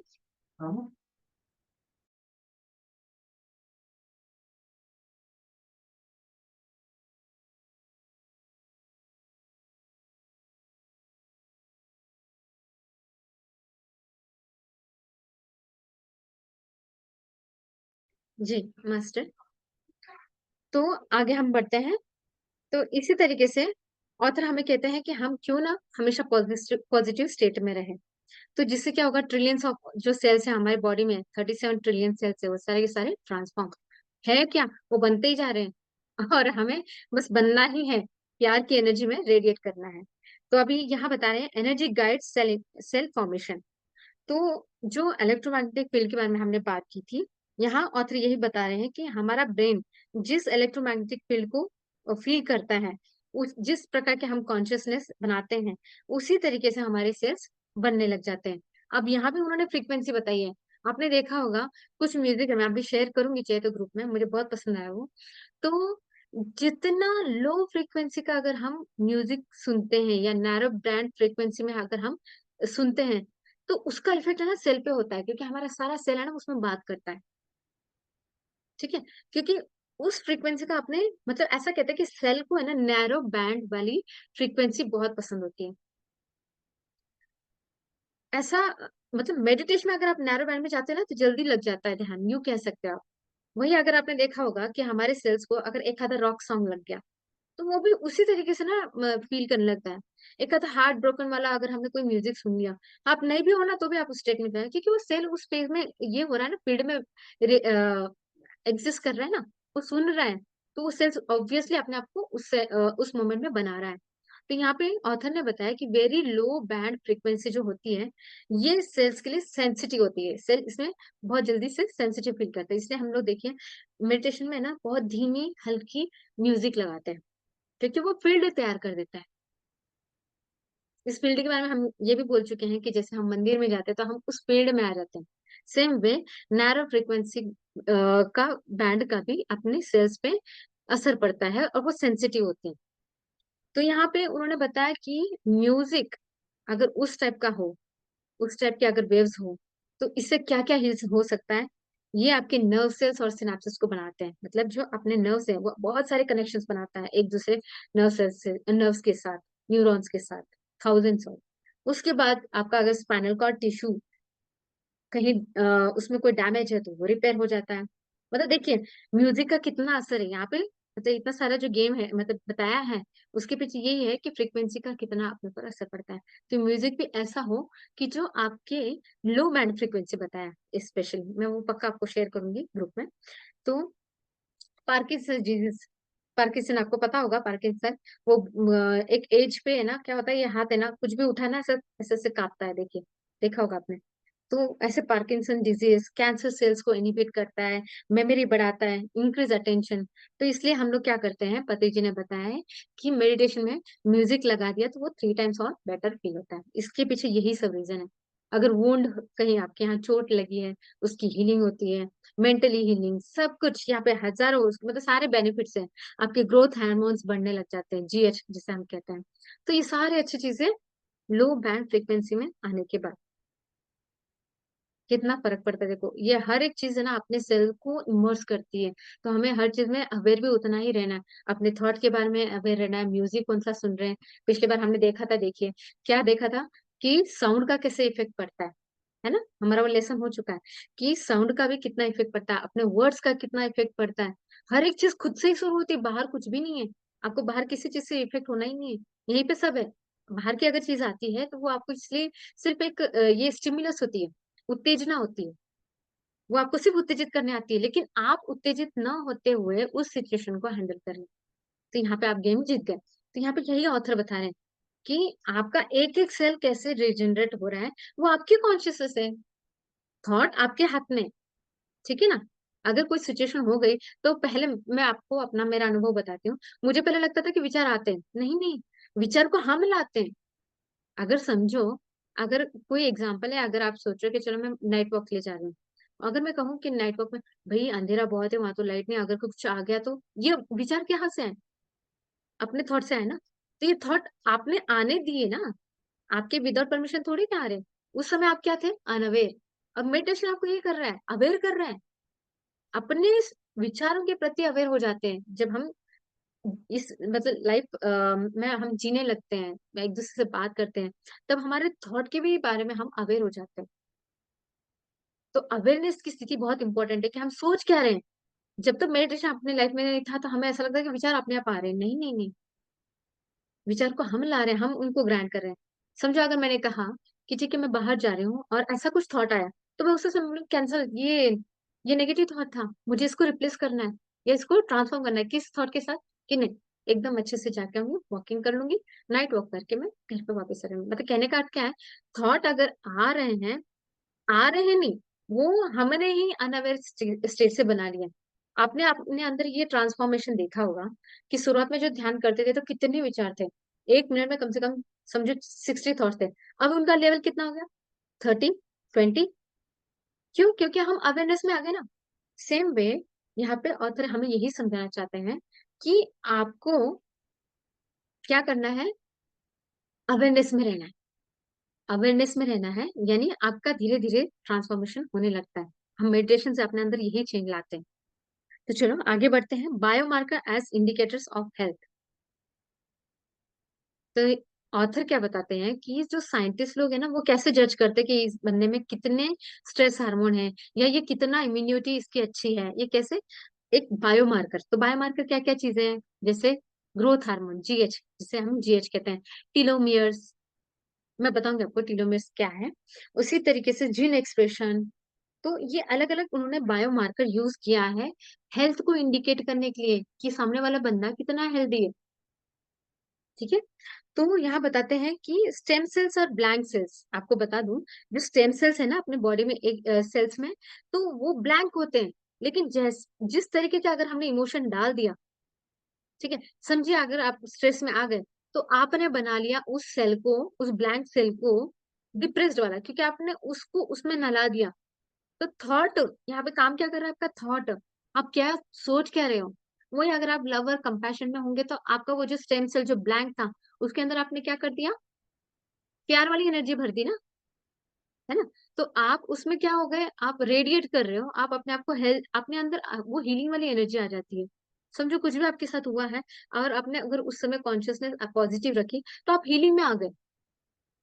तो यहाँ पे ऑथर हमें क्या बता रहे हैं कि stem cells turn themselves into whatever specific type of cell is required and that is up to you, up to your consciousness. ठीक है, तो यहाँ पे सॉरी ऑथर बताते हैं कि जीएच का काम क्या होता है, मतलब ग्रोथ हार्मोन क्या करता है, ये रिपेयर एंड रीजनरेट करता है। मतलब समझो हम अगर सो जाते हैं, तो उस सोते स्टेट में, डेल्टा स्टेज में ग्रोथ हार्मोन रिलीज होने लगते हैं। तो इससे क्या होता है कि आपकी बॉडी में यंग और हेल्थीनेस, ये स्ट्रेंथ, ये जो कुछ भी फील होता है ना, ये ग्रोथ हार्मोन करता है। ये वो बायोमार्कर है जो आपको हेल्दी बनाता है। अगर आप उस ग्रोथ हार्मोन को मतलब पॉजिटिव कॉन्शियसनेस में रेडिएट करते हो तब। तो जैसे अगर आपका जीएच डिप्लीट है, कम है, अगर उसका काउंट कम दिख रहा है, साइंटिस्ट ने देखा कि आपके बॉडी में से जो जीएच हार्मोन है वो कम काउंट है, तो उतने आप वीक हो। तो जीएच हार्मोन से क्या पता चला कि आप कितने स्ट्रांग हो, यंग हो, हेल्दी हो। आपने ये भी देखा होगा ऑक्सीडेटिव स्ट्रेस। अभी हम ऑक्सीजन जब लेते हैं, तो ऑक्सीजन के मॉलिक्यूल्स कितने होते हैं? O2, है ना? 2 मॉलिक्यूल्स होते हैं।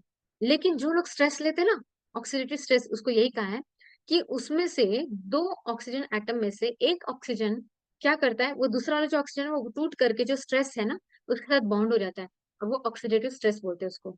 तो इससे क्या होता है, फ्री रेडिकल तैयार हो जाते हैं बॉडी में, फ्री रेडिकल उसको बोलते हैं। तो आपने देखा होगा, देखो बहुत सारे ना चीजें आज मार्केट में आगे आ गए हैं कि वो आपके फ्री रेडिकल्स को बाहर एक्सपेल कर देंगे, ऐसे बताते हैं, है ना? आपने सुना भी होगा फ्री रेडिकल को रिमूव करता है। बट ये फ्री रेडिकल चीज क्या है? ये ऑक्सीजन और जो स्ट्रेस वाला जो केमिकल तैयार हुआ है, उसका बॉन्ड बन करके फ्री रेडिकल होते हैं। और ये फ्री रेडिकल आपकी एजिंग के लिए रिस्पॉन्सिबल है। हमने देखा होता है कि कुछ लोग है ना, इतने कम उम्र के होकर के भी उनके चेहरा देख लो या उनका जो पूरा बॉडी है ना, वो ऐसा लगता है बहुत ज्यादा ओवर एज है। Why? Because they are having that oxidative stress, free radicals बहुत है उनके बॉडी में, और उसको डिटॉक्स करना है। तो हम क्या करते हैं, इसको डिटॉक्स कैसे करते हैं, कैसे करते हैं बताइए? सिंपल, मेडिटेशन से, है ना। तो इस तरीके से हमें क्या करना है, अपने आप को मतलब ये जो ऑक्सीडेटिव स्ट्रेस वाली जो बात बताई है, ये वही है कि स्ट्रेस में ही नहीं रहना है। फिर से आ गया हम वहां पे, कहा कि हम हमारे अंदर है कि हम कॉन्शियसनेस कहाँ पे रखते हैं। सिचुएशन भरपूर आएंगी बाहर की लाइफ की, बहुत आएंगी। ऐसा लगेगा कभी कभी कि ये सारा नॉलेज तो ले लिया, लेकिन इसे इम्प्लीफाई इम्प्लीफाई कैसे करें। लेकिन यही तो हमारी चैलेंज है। पत्री जी क्या बोलते हैं, उसे ट्रबल नहीं बोलते। पत्री जी बोलते हैं जैसे आपके पास विजडम आ जाए, आप सामने वाली सिचुएशन को ट्रबल ना कहते हुए चैलेंज करोगे, because this situation will test you कि अब तक आपने जो थियरी सीखा है वो प्रैक्टिकल लाइफ में आप अप्लाई कर पा रहे हो या नहीं। और आ भी गए तो फिर से ज्ञान को बाहर लाना है, और हमें फिर से अपने कॉन्शियसनेस को शिफ्ट करना है।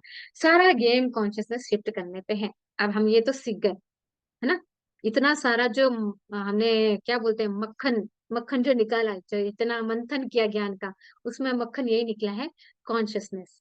कॉन्शियसनेस कौन सी रखनी है, हमेशा हैप्पी, लव, कंपैशन वाली, खुद के लिए भी और सामने भी।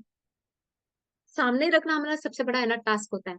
हम खुद के लिए भी रख लेंगे, अब ये हम सब समझ गए, सेल्फ लव करना है, बट सामने वाले को वो देते आना चाहिए। तभी आप वो परमानंद की स्थिति में रहोगे, क्योंकि बोलते हैं कि बायस नहीं है। बायस में क्या होता है, हम जजमेंट करते हैं, यहाँ एक गलत यहाँ एक सही। बट जब ये बायस भी खत्म हो जाए, बाहर भी अगर वही एनर्जी रेडिएट हो, तो you will be in that permanent स्थिति। सो नेक्स्ट ऑथर बताते हैं, हाँ। तो टीलोमेरेज के बारे में हम जान रहे थे। टीलोमेर क्या होता है, जैसे ये पेन है, तो इस पेन का ये आप देख पा रहे हैं ना, ये कैप और सामने वाला जो कैप होता है, तो इसी तरीके से सेल के है ना, दोनों टिप पॉइंट पे टीलोमेर्स होते हैं, ठीक है।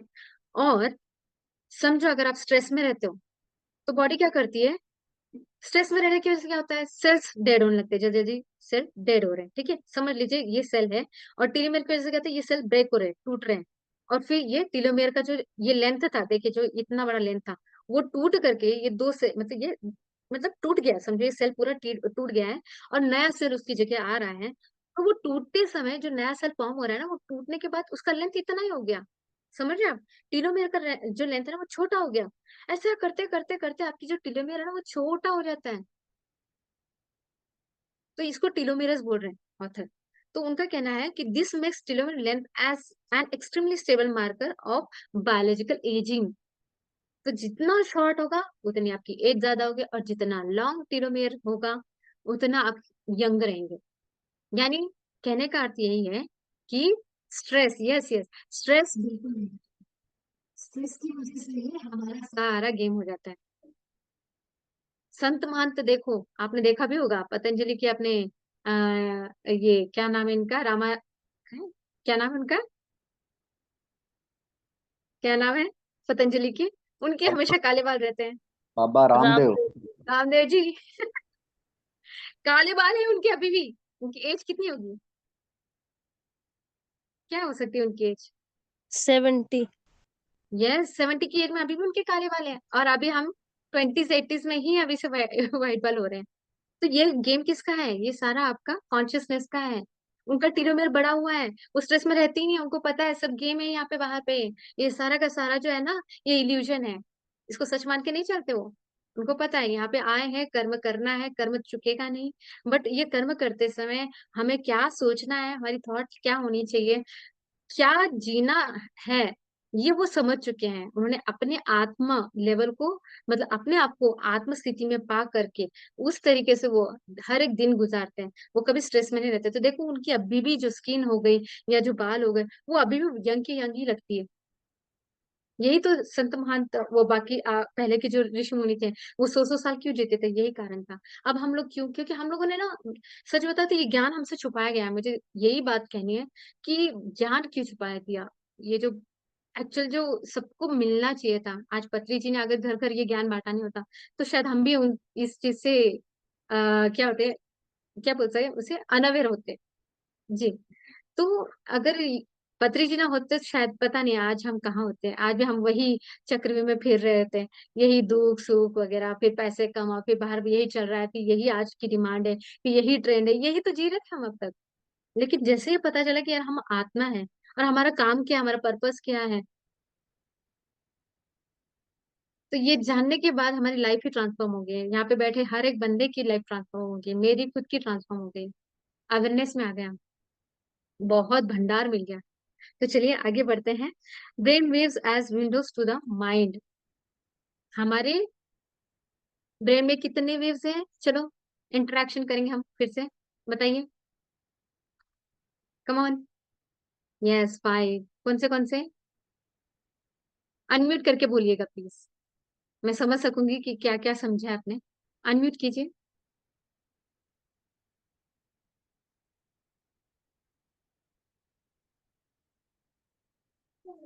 जी अनम्यूट कीजिए, बताइए बताइए। एक सेकेंड मास्टर।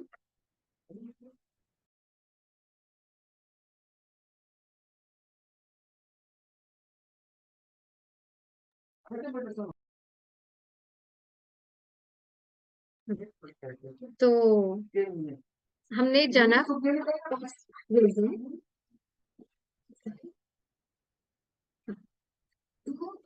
पहला वेव्स है वो क्या था, बीटा वेव्स, है ना, जो हम बात कर रहे हैं। आई थिंक सबको पता है, प्लीज बताइए, मुझे पता तो चले, मैं इतना अभी तक जो बड़बड़ कर रही हूँ आप लोगों को समझ में आ रहा है नहीं। You can chat if you want. Yes, alpha gamma beta theta delta, सही कहा रामेश्वरी जी। और अच्छा, बीटा का क्या काम है मिश्रा जी, याद है आपको? याद तो नहीं पूरी तरह से याद है ma'am, but yes beta wave से जो आई थिंक वो उसका हर्ट्ज जो बोलते हैं, आई थिंक 14 हर्ट्ज के आसपास, 14 to 32 हर्ट्ज के बीच में रहता है। Yes yes. And it is a neutral wave, neutral नहीं बोल सकते, बट जब भी हमारे इमोशंस कुछ भी होते हैं तो वो एक्टिवेट हो जाता है, सॉर्ट ऑफ थिंग्स। अच्छा, देखिए अगर हमको ना उसका फिगर नहीं भी याद रहेगा कि कितना हर्ट्ज है तो भी चलेगा, but we need to know कि बीटा हर्ट्ज में है ना, जो हम आंखें खोल करके बिहेव कर रहे हैं ना, आप मुझे सुन रहे हो, मैं बड़बड़ कर रही हूँ, या बाहर के जो कुछ भी हम खुली आंखों से देखते हैं वो बीटा वेव्स में होते हैं। उस समय हमारा ब्रेन जागरूक अवस्था में, बीटा वेव्स। वही अगर हम जब टेंशन लेते हैं ना, तो बीटा वेव बहुत ज्यादा हाई एनर्जी में, मतलब हाई वेव्स में होता है, मतलब उसका हर्ट्ज बढ़ जाता है। तो बीटा वेव मतलब जागरूक, ये अवेयर वाली स्टेज वाले हम जो डेली लाइफ में कर रहे हैं। उसके आगे होती है अल्फा, ठीक है, याद है आप सबको? अल्फा मतलब जैसे हम मेडिटेशन में बैठते हैं, सांसों के साथ एक होने लगते हैं, है ना। अल्फा स्टेज कम से कम 10-15 मिनट डिपेंड है, नया रहा तो उसको आधा घंटा भी लग सकता है। और उसके बाद एक स्टेट होती है, आपने कोई फील किया होगा, किसी किसी का सिर जड़ होता है, बॉडी हैवी फील होती है, या कोई ऐसे आगे पीछे ऐसे रोटेशन फील करता है। तो ये कौन सी स्टेज है, कौन सी वेव है ब्रेन की? मैंने बताया था, आई थिंक ये है थीटा या डेल्टा, थीटा या delta, theta theta theta. Theta, yes, and इस पे थीटा ऊपर वेव। रहता है। तो हम यही कहते थे कि थीटा वेव में, हमारे अध्यात्म में क्या कहते हैं कि इस वेव्स में ब्रह्मांडीय ऊर्जा प्रवेश करती है। तो ब्रह्मांडीय ऊर्जा प्रवेश करते समय हमारी बॉडी में वो एनर्जी उतरने लगती है, और उसको साइंस ने क्या बताया है कि थीटा वेव में होते हैं। ये वही स्थिति है जहाँ पे ब्रह्मांडीय ऊर्जा आती है और हमारा ब्रेन शिफ्ट हो जाता है थीटा वेव में, ठीक है। तो इस थीटा से हमें डेल्टा की तरफ जाना है। डेल्टा बहुत हाईएस्ट स्टेज है, और इसको पाने के लिए हमारे को बहुत मेहनत लेनी पड़ती है। लेना मतलब क्या है, हम कंटिन्यूअसली, और जब विचार रहित स्थिति में आ जाए ना, तब हम डेल्टा स्थिति में जाते हैं। तो यहाँ पे अभी ऑथर ने हमको फिर से डेल्टा के बारे में, ये वेव्स के बारे में फिर से लेके गए हैं। हम बहुत अच्छा लगता है, जितने बार भी पढ़ो कम लगता है, क्योंकि वो हर बार कुछ ना कुछ नया बताते हैं, और कुछ एडिशनल इन्फॉर्मेशन जो हमने पहले भी की है, तो इससे हमारा रिवीजन होता है। तो डेल्टा की वेव की क्या वेवलेंथ थी, 0 to 4 हर्ट्ज। तो इस बीच में 0 to 4 में, समझो 1 हो गया, 3 हो गया, 6 सॉरी यस 1 3 1.6 वगैरह वॉट एवर। तो इस हर्ट्ज में आने के बाद ऑथर ने बहुत सारे रिसर्च पेपर बताए कि इस वेवलेंथ में ये होता है वो होता है, हम जानेंगे अभी क्या है। तो यहाँ पे ऑथर बताते हैं कि जब जो लोग सोने के बाद डेल्टा स्टेज में जब जाते हैं, ठीक है, और उनका ईईजी निकाला गया, मतलब मैपिंग, ईईजी क्या है, इलेक्ट्रॉन एनसेफेलोग्राम। तो इसमें देखा गया कि उनके बॉडी में, सॉरी ब्रेन में, जीएच, ग्रोथ हार्मोन, ये सिक्रेशन, तो उनके सेल में ये इसका सिक्रेशन बहुत ज्यादा होने लगा। जब उन्होंने काउंट किया तो पता चला कि डेल्टा वो स्थिति है कि जिसमें जीएच का सिक्रेशन बहुत ज्यादा हो जाता है। और जीएच क्या है? जीएच क्या है बताइए? ग्रोथ हार्मोन मतलब क्या है? जो सेल्फ रिजेनरेट कर रहा है ना। यानी एक प्रकार क्या हुआ, आपके अंदर कुछ अगर चोट लगी है या मेंटली हीलिंग है, तो ये सारी चीजें वो सेल क्या कर रहा है? रीजनरेट कर रहा है, जल्दी से हील हो रहे हो। तो डेल्टा की स्थिति में जाने के बाद आपके सेल बहुत अच्छे से रीजनरेट हो पा रहे हैं। ठीक है, तो इसमें हमने ये जान लिया। दूसरी स्थिति क्या है? हिप्पोकैम्पस।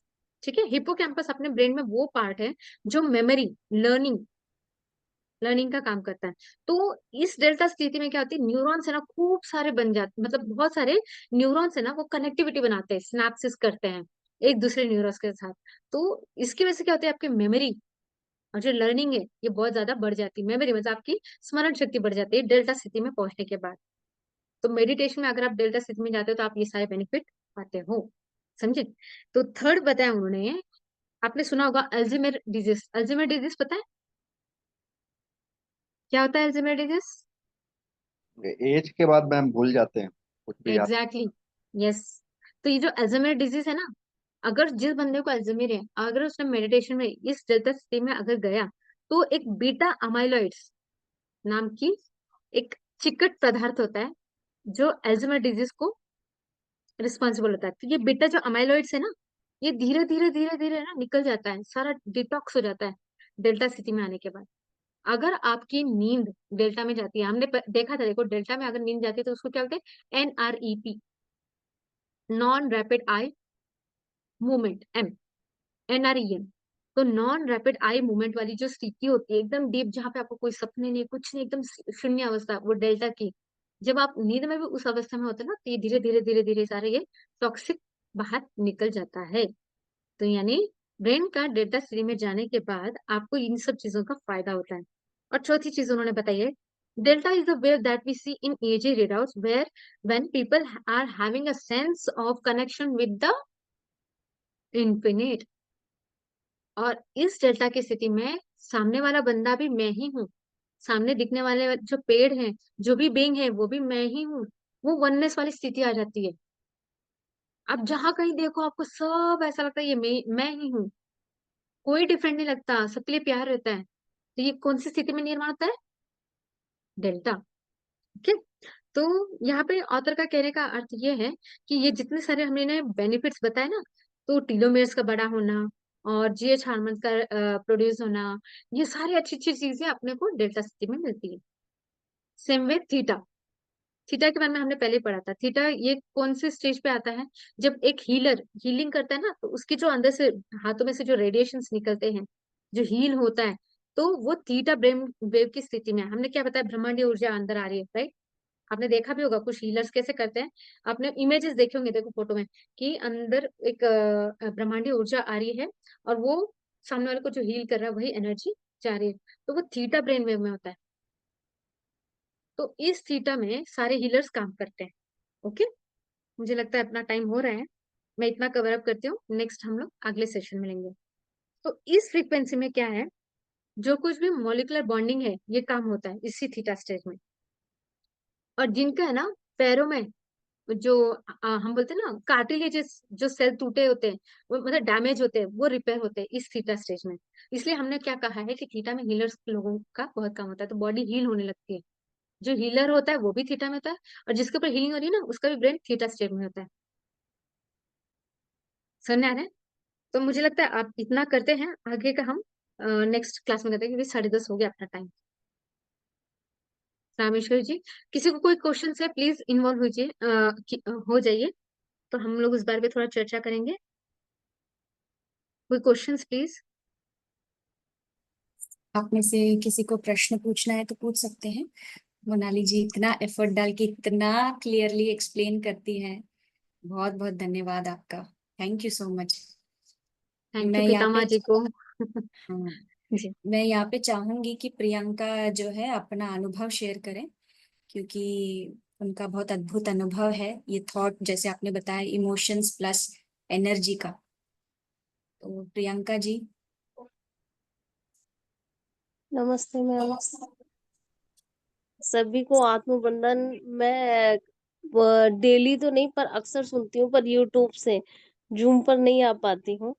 अ, इसके लिए मैं क्षमा प्रार्थी हूँ, और मेरा अनुभव बहुत ही अच्छा है, क्योंकि मैं जिस कंडीशन में थी, मैं लेट के सेशन लेती थी पूरे, और ध्यान भी करती थी। उसके बाद अब मैं अपना वर्क पे जाती हूँ और ऑफिस जाती हूँ, प्रॉपर 6 वर्क मंथ्स, भी। कितने मंथ्स थे आप बेड पे? 6, more than 6 months I think. हाँ, 6 मंथ्स। क्या हुआ था मास्टर आपके साथ, थोड़ा वो भी बताइए हमें।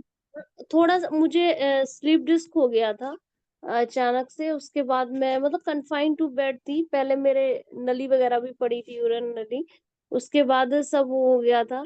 पर मेरे जीवन में जो अनोखा चमत्कार हुआ है, अब मुझे पता नहीं रामा राजू सर कब मिलेंगे, जेटीटी आया था। और हाँ जी, जेटीटी में ऐसा हुआ था कि एक दिन पहले मैंने सुना, वो लेट के ही सुना था और लेट के ही ध्यान किया। और मैंने लेट के ही रामादास सर से क्वेश्चन किया था, सर उन्होंने कहा कल वो एस्ट्रल सर्जरी वगैरह होगी। अब मैंने सोचा ये कैसी सर्जरी, मैंने कभी सुना नहीं था। तो मैंने बोला कि सर क्या कहते हैं, मैं बैठ नहीं सकती। तो वो थोड़ा-सा उन अपना उनका अच्छा स्वभाव होगा, और मैं अज्ञान में थी तो मैं चिढ़ गई। मैंने कहा इन्हें मेरी समस्या नहीं सुनाई दे रही, ये अपना कह रहे हैं।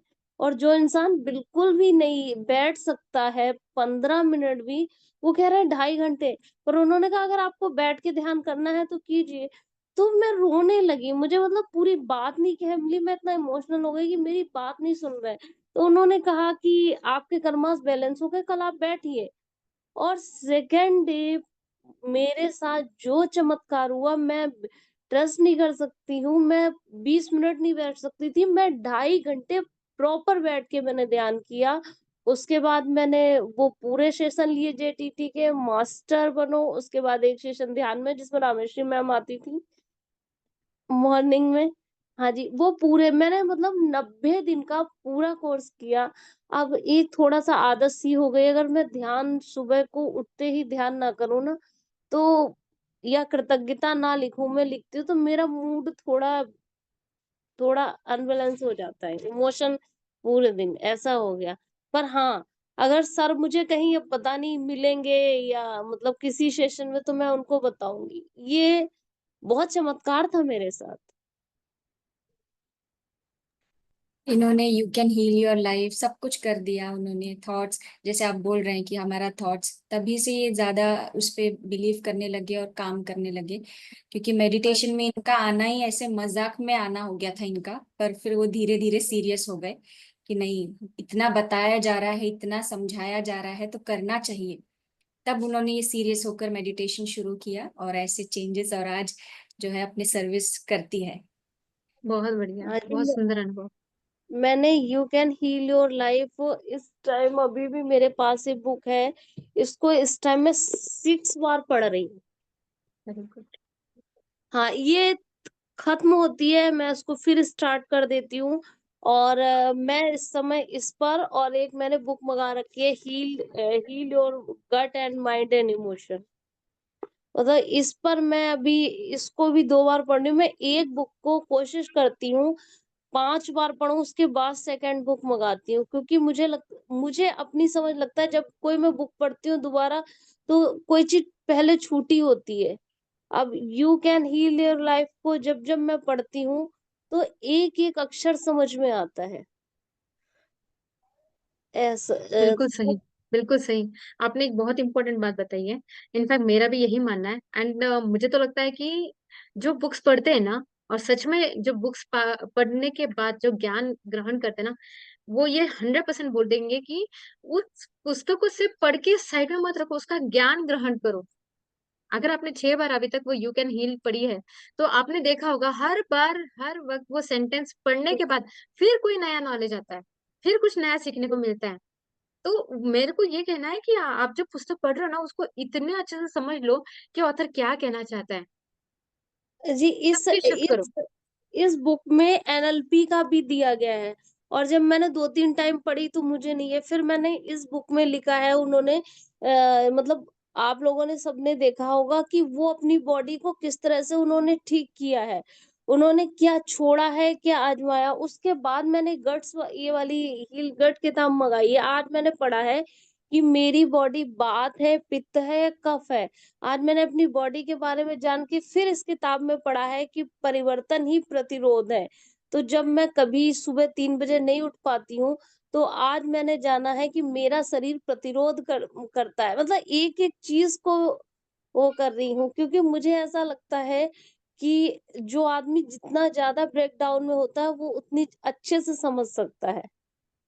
अपना अपना भी दुःख और सामने वाले का भी दुःख। शायद मैं स्वस्थ होती तो कभी नहीं समझ पाती और कभी कोई चीज़ नहीं पढ़ तो ईश्वर की बहुत अनुकंपा है जो उसने मुझे इस ब्रेकडाउन में डाल के इस जर्नी में डाला है। वरना मैं कभी इतनी गहराई से चीज़ों को नहीं समझ सकती। और मुझे भी लगता कि ऐसे मेरी सिस्टर ने मुझे काफ़ी टाइम पहले कहा था, पर मैंने कहा था मेरा कोर्ट है, ठीक है, हो जाएगा। पर जब मैं इस ब्रेकडाउन में आई तो मैं चीज़ों की गंभीरता को समझी। थैंक यू लाइफ मैम, में यू थैंक टर्न हमें बदलने के लिए आते हैं। Yes, you. Thank you, thank you, thank you Priyanka ji, बहुत बहुत धन्यवाद आपका। बहुत सुंदर जी, अनुभव। और कोई मास्टर्स अपना अनुभव शेयर करना चाहते हैं या कोई प्रश्न है तो भी पूछ सकते हैं।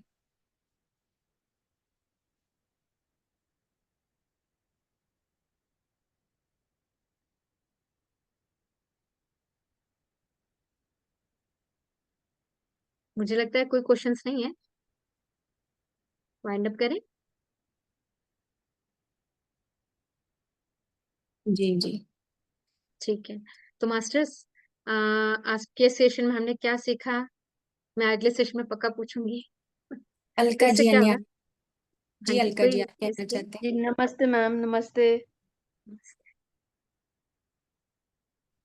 मैम, नमस्ते। नमस्ते रामेश्वरी मैम, नमस्ते बोलिए। नमस्ते। नमस्ते अलका जी। जी जी बोलिए। मैम, आज मैंने ये क्लास पहली बार लिया, मुझे बहुत अच्छा लगा। तो मैम, मेरी जो है लेफ्ट आंख में रेटिना डैमेज है। तो मुझे मेरी लेफ्ट आंख से दिखता नहीं ठीक से। तो मैंने ढेर सारी किताबें खरीदी थी, ये यू कैन हील और नो, जो आप जिस पे ये स्वाध्याय हो रहा है ये भी, बट मुझे पढ़ने में कंफर्टेबल नहीं है। तो आज मैं ये सुन रही थी तो मुझे बड़ा अच्छा लगा। मैम, मैं ये जानना चाह रही हूँ कि मैं ऐसा क्या करूँ कि वो रेटिना, जैसे मैम बता रही हैं, मोनाली मैम बता रही हैं कि सब कुछ चेंज होता है, तो क्या रेटिना भी चेंज हो जाएगा, वो वापस ठीक हो जाएगा? बिल्कुल, इसको क्या कहेंगे साइंस के लैंग्वेज में, स्पॉन्टेनियस रेमिशन। यानी जो चीज डॉक्टर भी बोलते हैं कि ये हो नहीं सकता, वो आप कर सकते हैं। और मैंने जी ये जी जी, लेक्चर में डॉक्टर ने तो अभी यही कहा बताया है। भी था। क्या जी बताया था? अगर आपने ध्यान से सुना होगा तो I will repeat, but still if you you had heard it, तो जी बताइए जी। क्या बताया था मैंने। बहुत नहीं कि बड़ा वो मूल हर मंत्र है। हर हर मिनट, हर सेकंड जो सब चीज चेंज हो रहा है, सब बदल जाते हैं, हाँ, सारे जो है सेल्स। देखिए, अभी आपको क्या करना है, समझिए। आप मेडिटेशन रोज करते हैं? जी जी, बहुत अच्छे। तो मेडिटेशन करते वक्त आप वो चाहे तो संकल्प डालो, या फिर दिन में भी, या फिर सोते समय भी, सोने से पहले। हाँ, अगर आपको लगता है कि मेरा ये रेटिना का ये इश्यू है और मुझे ठीक करना है, दिल से लगता है, तो कोई भी चीज अगर दिल से होती है ना, उस पर ना विश्वास बैठता है। पहले तो आपको विश्वास रखना है खुद पे कि जो मैं कर रही हूँ वो होगा। और आपको मैंने सबसे बड़ा मूल मंत्र दिया, यूनिफाइड फील्ड को बनाने का। यूनिफाइड फील्ड मतलब क्या था कि आप अपने आप को प्रोजेक्ट करो, देखो कि मेरा ये आंख जो है ना, इतने अच्छे से पढ़ रहा है। आपको ये नहीं कहना है ये ठीक हो गया। मैंने बताया ना, मैनिफेस्टेशन में जो टर्म्स हम यूज कर रहे हैं, जो डायलॉग्स हम यूज कर रहे हैं, वो बहुत इंपॉर्टेंट है। आपको ये नहीं कहना कि मेरी जो रेटिना है वो खराब हो गया, वो ठीक कर दो। मेडिटेशन में बैठने के बाद हायर सेल्फ से ये कहना नहीं नहीं, आपको ये देखना है कि मैं अपनी इस आंख से एकदम बढ़िया देख पा रही हूँ, एकदम हेल्दी है मेरी जी दोनों आंखें, बहुत अच्छे से मैं बुक्स रीडिंग कर रही हूँ। उसको जीना है आपको। अपने आप को उस ऐसा समझो जैसे अभी आप हो सामने, और अपने ही सामने अपने आप का वो रूप देख रहे हो जो आप चाहते हो। आप देख रहे हो कि मेरी दोनों आंखें बहुत सुंदर है, बहुत अच्छी है, अच्छे से पढ़ पा रही है, देख पा रही है, एकदम हेल्दी वेल्दी है। No negative comment, no negative comment. बिल्कुल ऐसा बोलना नहीं कि ये दुख रही है या उसका रेटिना टूटा, नहीं। हमारे शब्दों का, हमारी एक एक वोकैबुलरी का बहुत इम्पैक्ट पड़ता है। स्टेटमेंट बहुत सोच समझ के बोलना चाहिए। मैं आपको बता रही हूँ, मैं खुद भी बहुत काम करती हूँ खुद पे, कि एक एक स्टेटमेंट कितना काम करता है, क्योंकि आपको वो सेल अब्जॉर्ब कर रहा है ना, वो पूरा नहा रहा है उसमें। तो अभी आपके रेटिना पे ना, आप ये ना एक समझ लो कि जैसे कि ये बन, जैसे मैम ने बताया ना कि मेरे लाइफ में ये चीज आई, इस करके मेडिटेशन आया, ये सबके लाइफ में ना ऐसे कुछ ना कुछ चीजें यूटर्न आ गई जो हमें यहाँ पे ला लिया। ये ब्रह्मांड की ही एक रचना थी कि जो हम इससे जुड़ जाए, ये अवेयरनेस में आ जाए। तो आप क्या करो, मैम ने भी बताया है, 40 डेज का भी जो मेडिटेशन हो रहा है या 21 डेज का, आपने देखा होगा मास्टर 108, तो उस संकल्प के साथ बैठो। और बैठते समय यही आपने वोकैबुलरी यूज करनी है। क्या करना है, क्या करना है, बताइए, आप बताइए क्या करना है आपने। मेरी आंख बिल्कुल ठीक है, और मतलब ये तो हम्म। सोचना नहीं, बस मैं पूरे अच्छे से पूरा पूरे दिल प्रोग्राम से। अटेंड कर रही हूँ, हाँ। सारे उसमें बुक्स। आप जीना है, ना, जैसे हाँ जीना है, जीना है। आनंद। जी, मैं क्लियरली देख पा रही हूँ, मैं क्लियरली पढ़ मैं पा रही सब हूँ, कुछ मेरी बहुत अच्छे रोशनी से। और तेज हो चुकी है करके उसके लिए आप कितना। टाइम दो, टाइम दो। मैं ये कहूंगी कि टाइम दो। अगर आपने ऐसा समझ लिया कि आते जाते भी अगले, तो कैजुअल हो जाएगा, उसको थोड़ा सीरियसली, मतलब एकदम इतना प्यार से लो। जैसे आप मेडिटेशन कितना सीरियसली करते हो, है ना, आप कहते हो ना कि हाँ मेरे को मेडिटेशन करना है, तो आप उतनी सीरियसली उसको, उतने प्यार से उसको, उतनी एनर्जी से, एनर्जी देना बहुत जरूरी है। और एनर्जी एक तो ट्रस्ट की होती है, और दूसरा आपकी पॉजिटिविटी की होती है, वो कॉन्शियसनेस वाली होती है। तो उस फील्स के साथ कि मैं बिल्कुल ठीक हूँ। और आते जाते जब जब आपको टाइम मिल जाए, याद कर लेना कि मेरी दोनों आंखें बहुत अच्छी है। बट मैक्सिमम आपको फुल एनर्जी के साथ मेडिटेशन, आप क्या करते हो, फुल फोकस रहते हो। पूरा फोकस जरूरी है, मन बटा हुआ नहीं जी चाहिए। हम बहुत बार कहते हैं बटे हुए मन से काम करते हैं। क्या करते हैं, यहाँ पे कुछ बात कर रहे हैं और इधर रोटियां बना रहे हैं, वो बटा हुआ मन नहीं चाहिए, माइंडफुलनेस चाहिए। तो इसलिए बार बार हमारे को ऑथर भी यही बता रहे हैं, और अध्यात्म में भी यही सिखाया जाता है कि 9 मोमेंट में जियो, 9 मोमेंट में जियो, जो हम सब काम कर रहे हैं। इवन मैं भी काम कर रही हूँ। 9 मोमेंट में जीते आना चाहिए, वो भी परमानेंट स्थिति में। परमानेंट स्थिति मतलब उस हैप्पीनेस में, उस लव में, खुद के लिए भी और दूसरों के लिए भी। ये मूल मंत्र है, आपको अभी यही करना है। और ग्रेटिट्यूड दो, दोनों आंखों को ग्रेटिट्यूड दो। वो भी आपको कुछ सिखाने आई है, उसको ग्रेटिट्यूड दो। ये करो, देखो करके देखो, चलो लिख लो इसे तो। अलका जी, आज से 40 डेज, उसके जी बाद आपका जी, एक्सपीरियंस। बिल्कुल बिल्कुल बिल्कुल, जी जी मैम, बिल्कुल। यस, थैंक यू हम मैम, चाहते थैंक हैं यू आप सो करें, मच। ये एक्सपेरिमेंट भी है। आप देखिए, खुद करेंगे, बिल्कुल। खुद ही रिजल्ट देखेंगे, तो करिए। जी बिल्कुल बिल्कुल बिल्कुल, thank you ma'am, thank you so much. Thank you. और कोई मास्टर?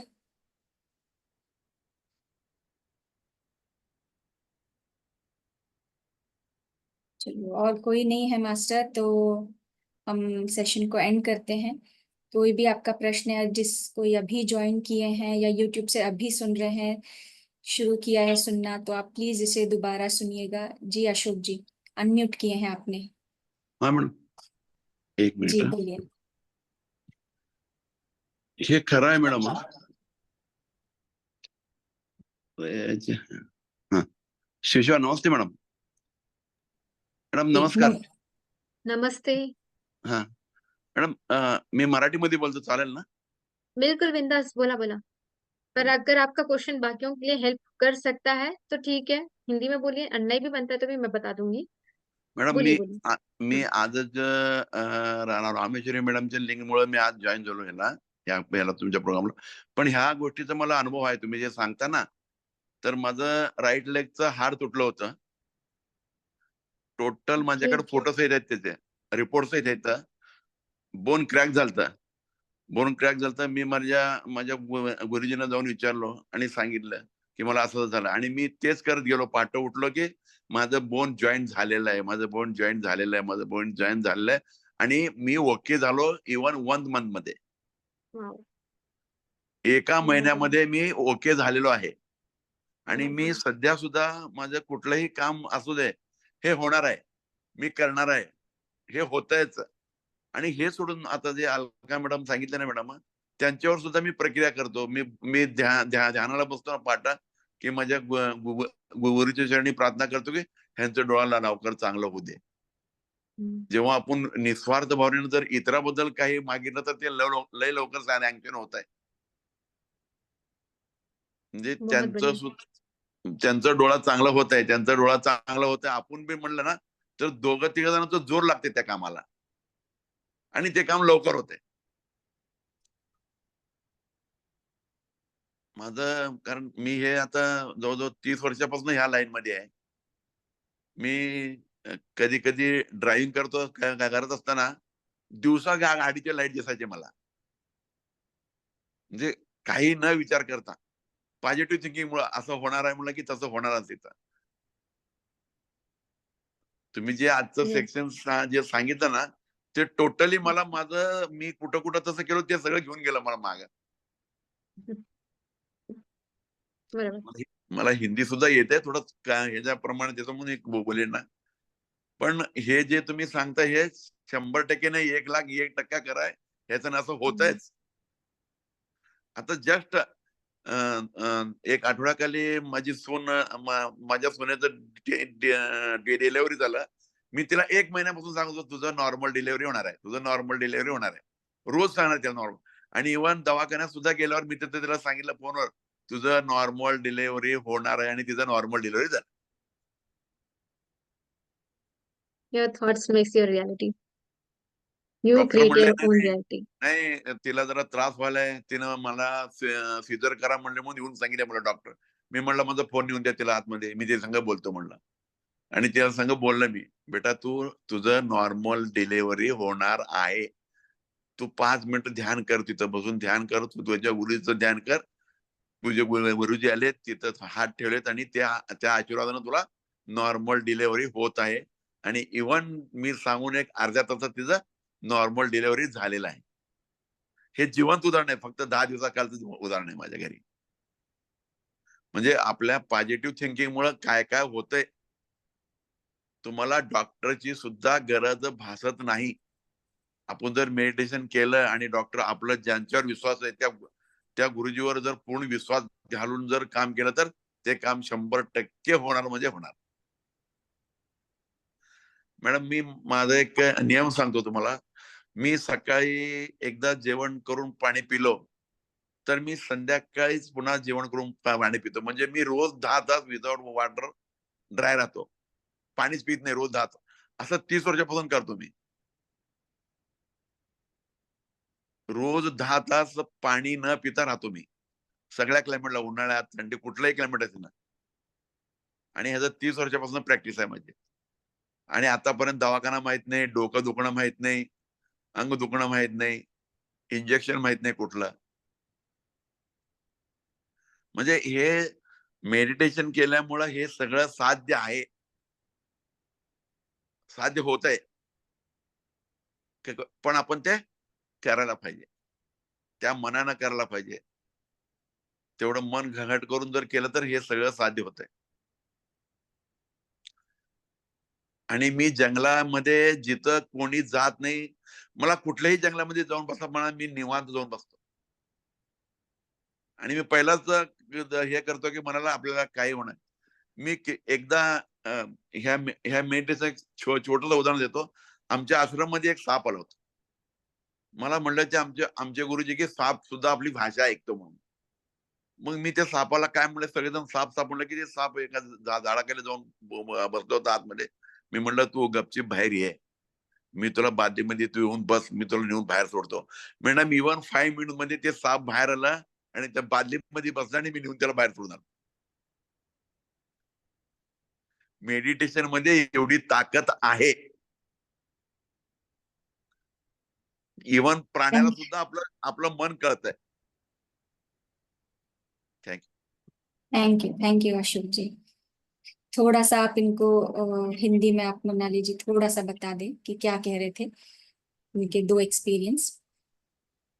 जी सभी मास्टर्स जिन्हें मतलब आई थिंक नॉर्थ इंडियन ज्यादा है ना, हिंदी ज्यादा है, हिंदी भाषी। तो इन्होंने बताया कि इन्होंने अपने लाइफ को कैसे मेडिटेशन से ट्रांसफॉर्म किया, वो बताया। तो उनका अनुभव ऐसा था कि उनके पहले जो राइट पैर था तो वो टूट गया था, लाइक बोन टूट गया था। तो उन्होंने सिर्फ और सिर्फ संकल्प शक्ति से, जो आज हमने जो कुछ भी पढ़ा कि अपने आप को ठीक होते हुए देखा, उन्होंने जो प्रोजेक्ट किया यूनिफाइड फील्ड में खुद को फील किया, तो उन्होंने 1 महीने के अंदर खुद को ठीक किया।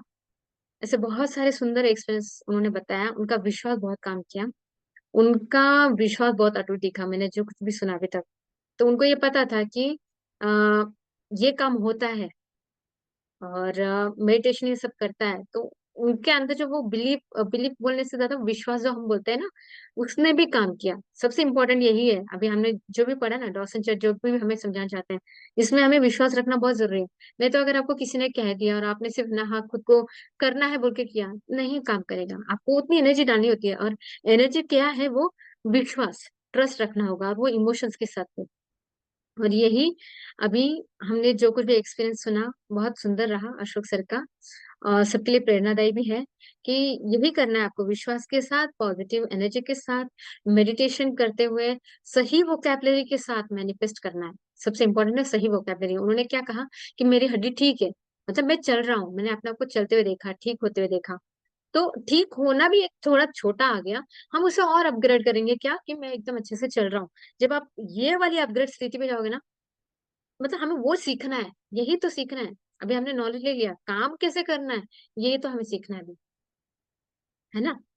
बहुत बहुत हमने अभी तक पढ़ाई कर लिया, लेकिन काम कैसे करना है, उसके लिए कौन सी वोकैबुलरी होना है, इस बारे में भी हमें सजगता लानी है, अवेयरनेस में जीना है।